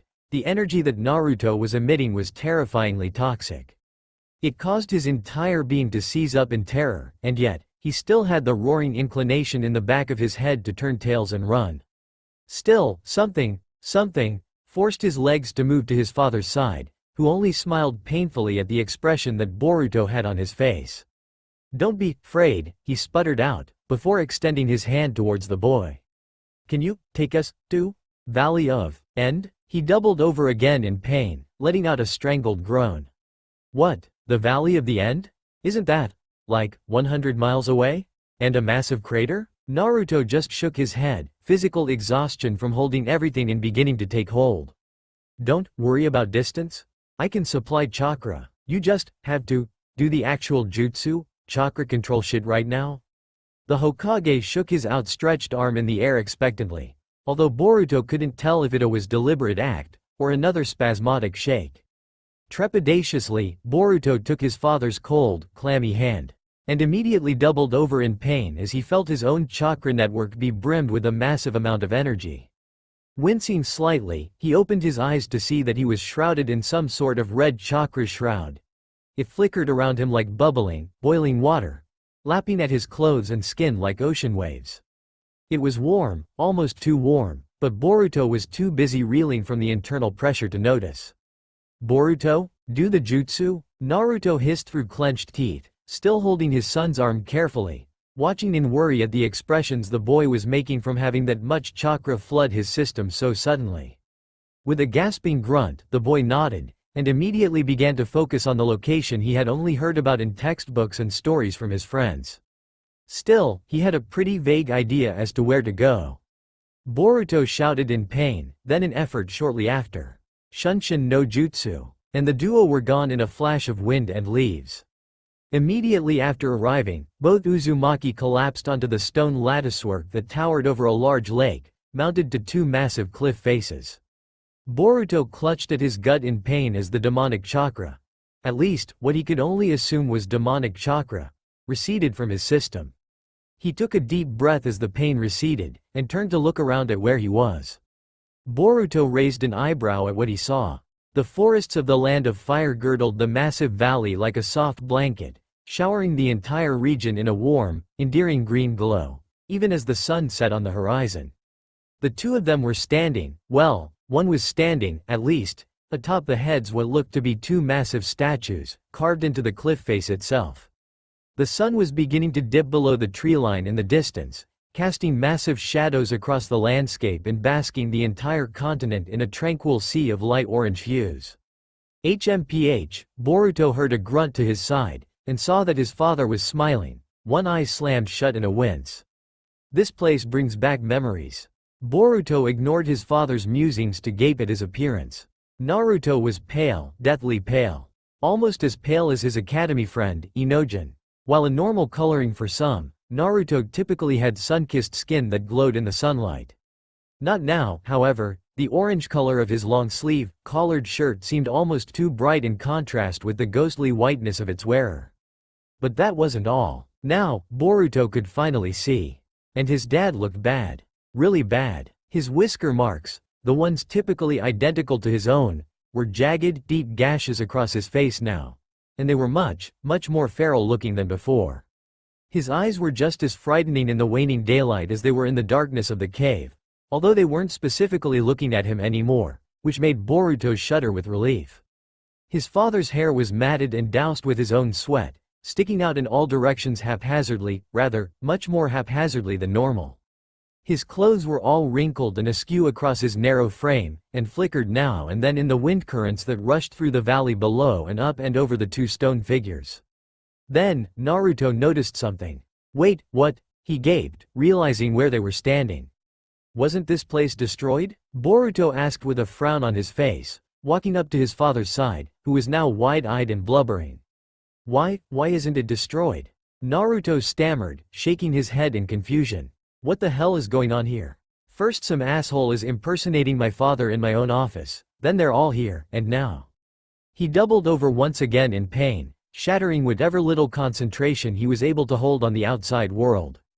"Boruto?" Naruto clenched his teeth together sickeningly, and the boy realized that his canines had sharpened and grown to be much, much more vulpine than normal. Get back. Get to the other side of the valley. This is gonna be big. And bright. I don't want you to get hurt." The Uzumaki boy simply blinked once, then nodded determinedly at the seriousness in his father's eyes, jumping away quickly.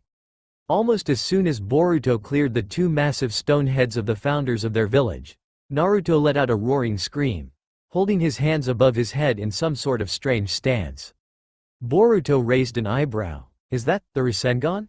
What's he doing that for?" His first question was answered when a small blue ball of chakra manifested itself above his father's fingertips.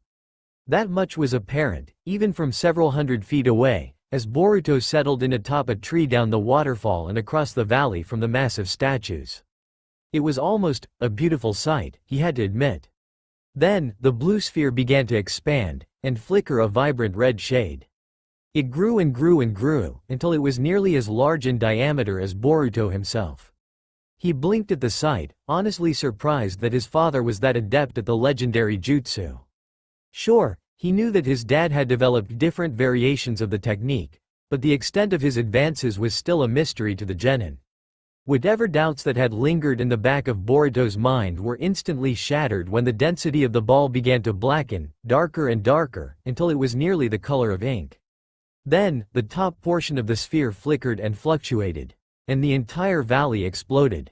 Ow! Boruto slammed his arm into his eyes to prevent any lasting damage from the dark orange-red burst of pure chakra that was spewing out into the heavens, thicker than lava, brighter than the sun.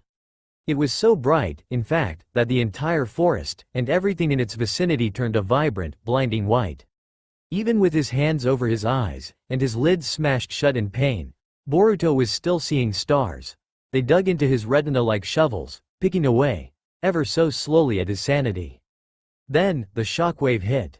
Trees were uprooted, water was instantly vaporized, the air stunk of petrified ozone.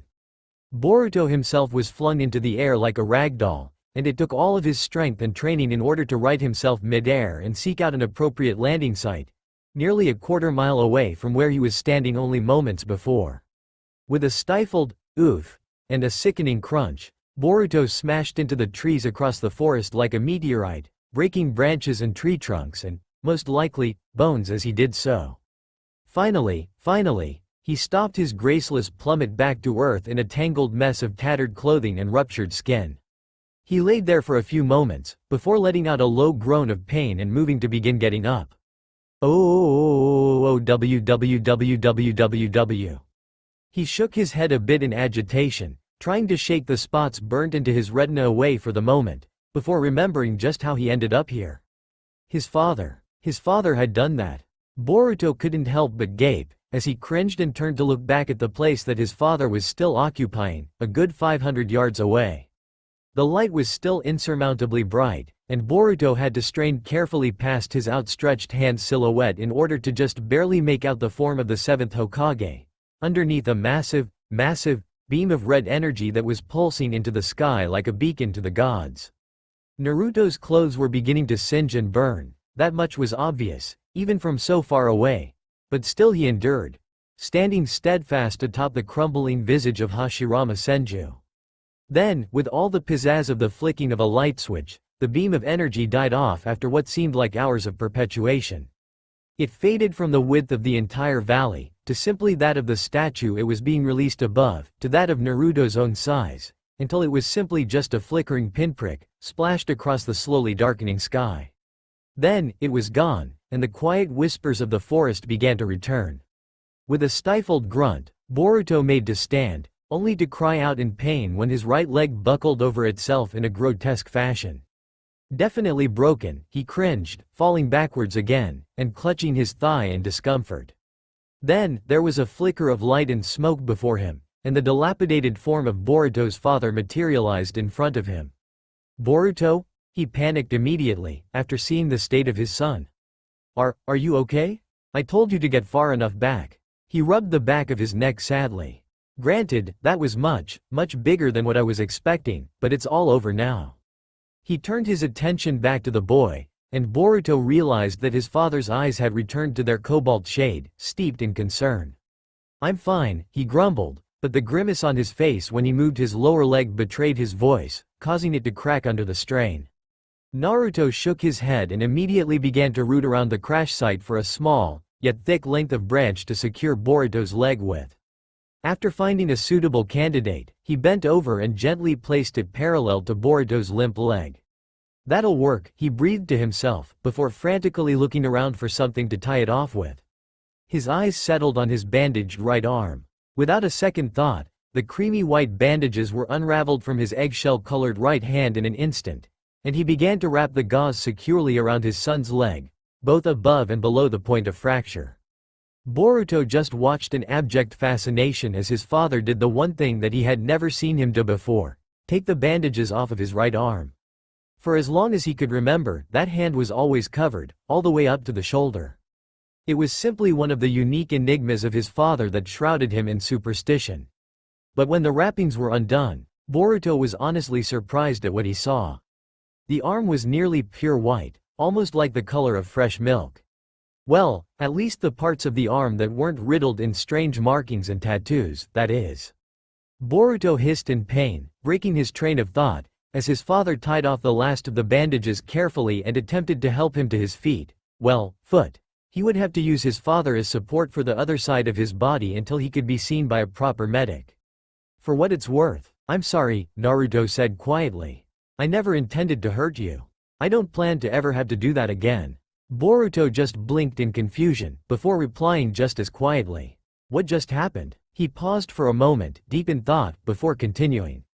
He glanced up at the steeled face of his father, concern in his gaze. Your eyes, back in the cave? Naruto stopped moving entirely, turning to look at his son with a deadly serious look. You mean you don't know? Naruto said with an eyebrow raise, placing his normal hand on his son's shoulder comfortingly. When Boruto shook his head apprehensively, Naruto only sighed and closed his eyes. I suppose I have some explaining to do.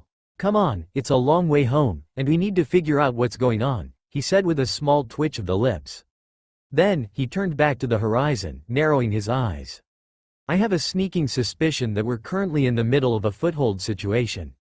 He looked back down at his shell-shocked son, squeezing his shoulders slightly in a sign of support. And as of right now, we can only trust each other. You know, sensei, you never were that good at gambling. HMPH. Yeah, at least I'm a million times better than Tsunade. Minato gave a small smile at that. Yes, I suppose you're right. Kushina yawned sleepily, stretching her arms over her head as she sat on the couch in their living room next to her husband, feet tucked under herself comfortably. I want some tea, she announced to no one in particular, before looking across the coffee table at the Toad Sage's white-haired figure planted squarely in the middle of a comfortable upholstered recliner. A few playing cards perched in his outstretched hand, the other on his chin in contemplation. Want some? He looked up at the Uzumaki woman and nodded in appreciation. Yes please, if you wouldn't mind.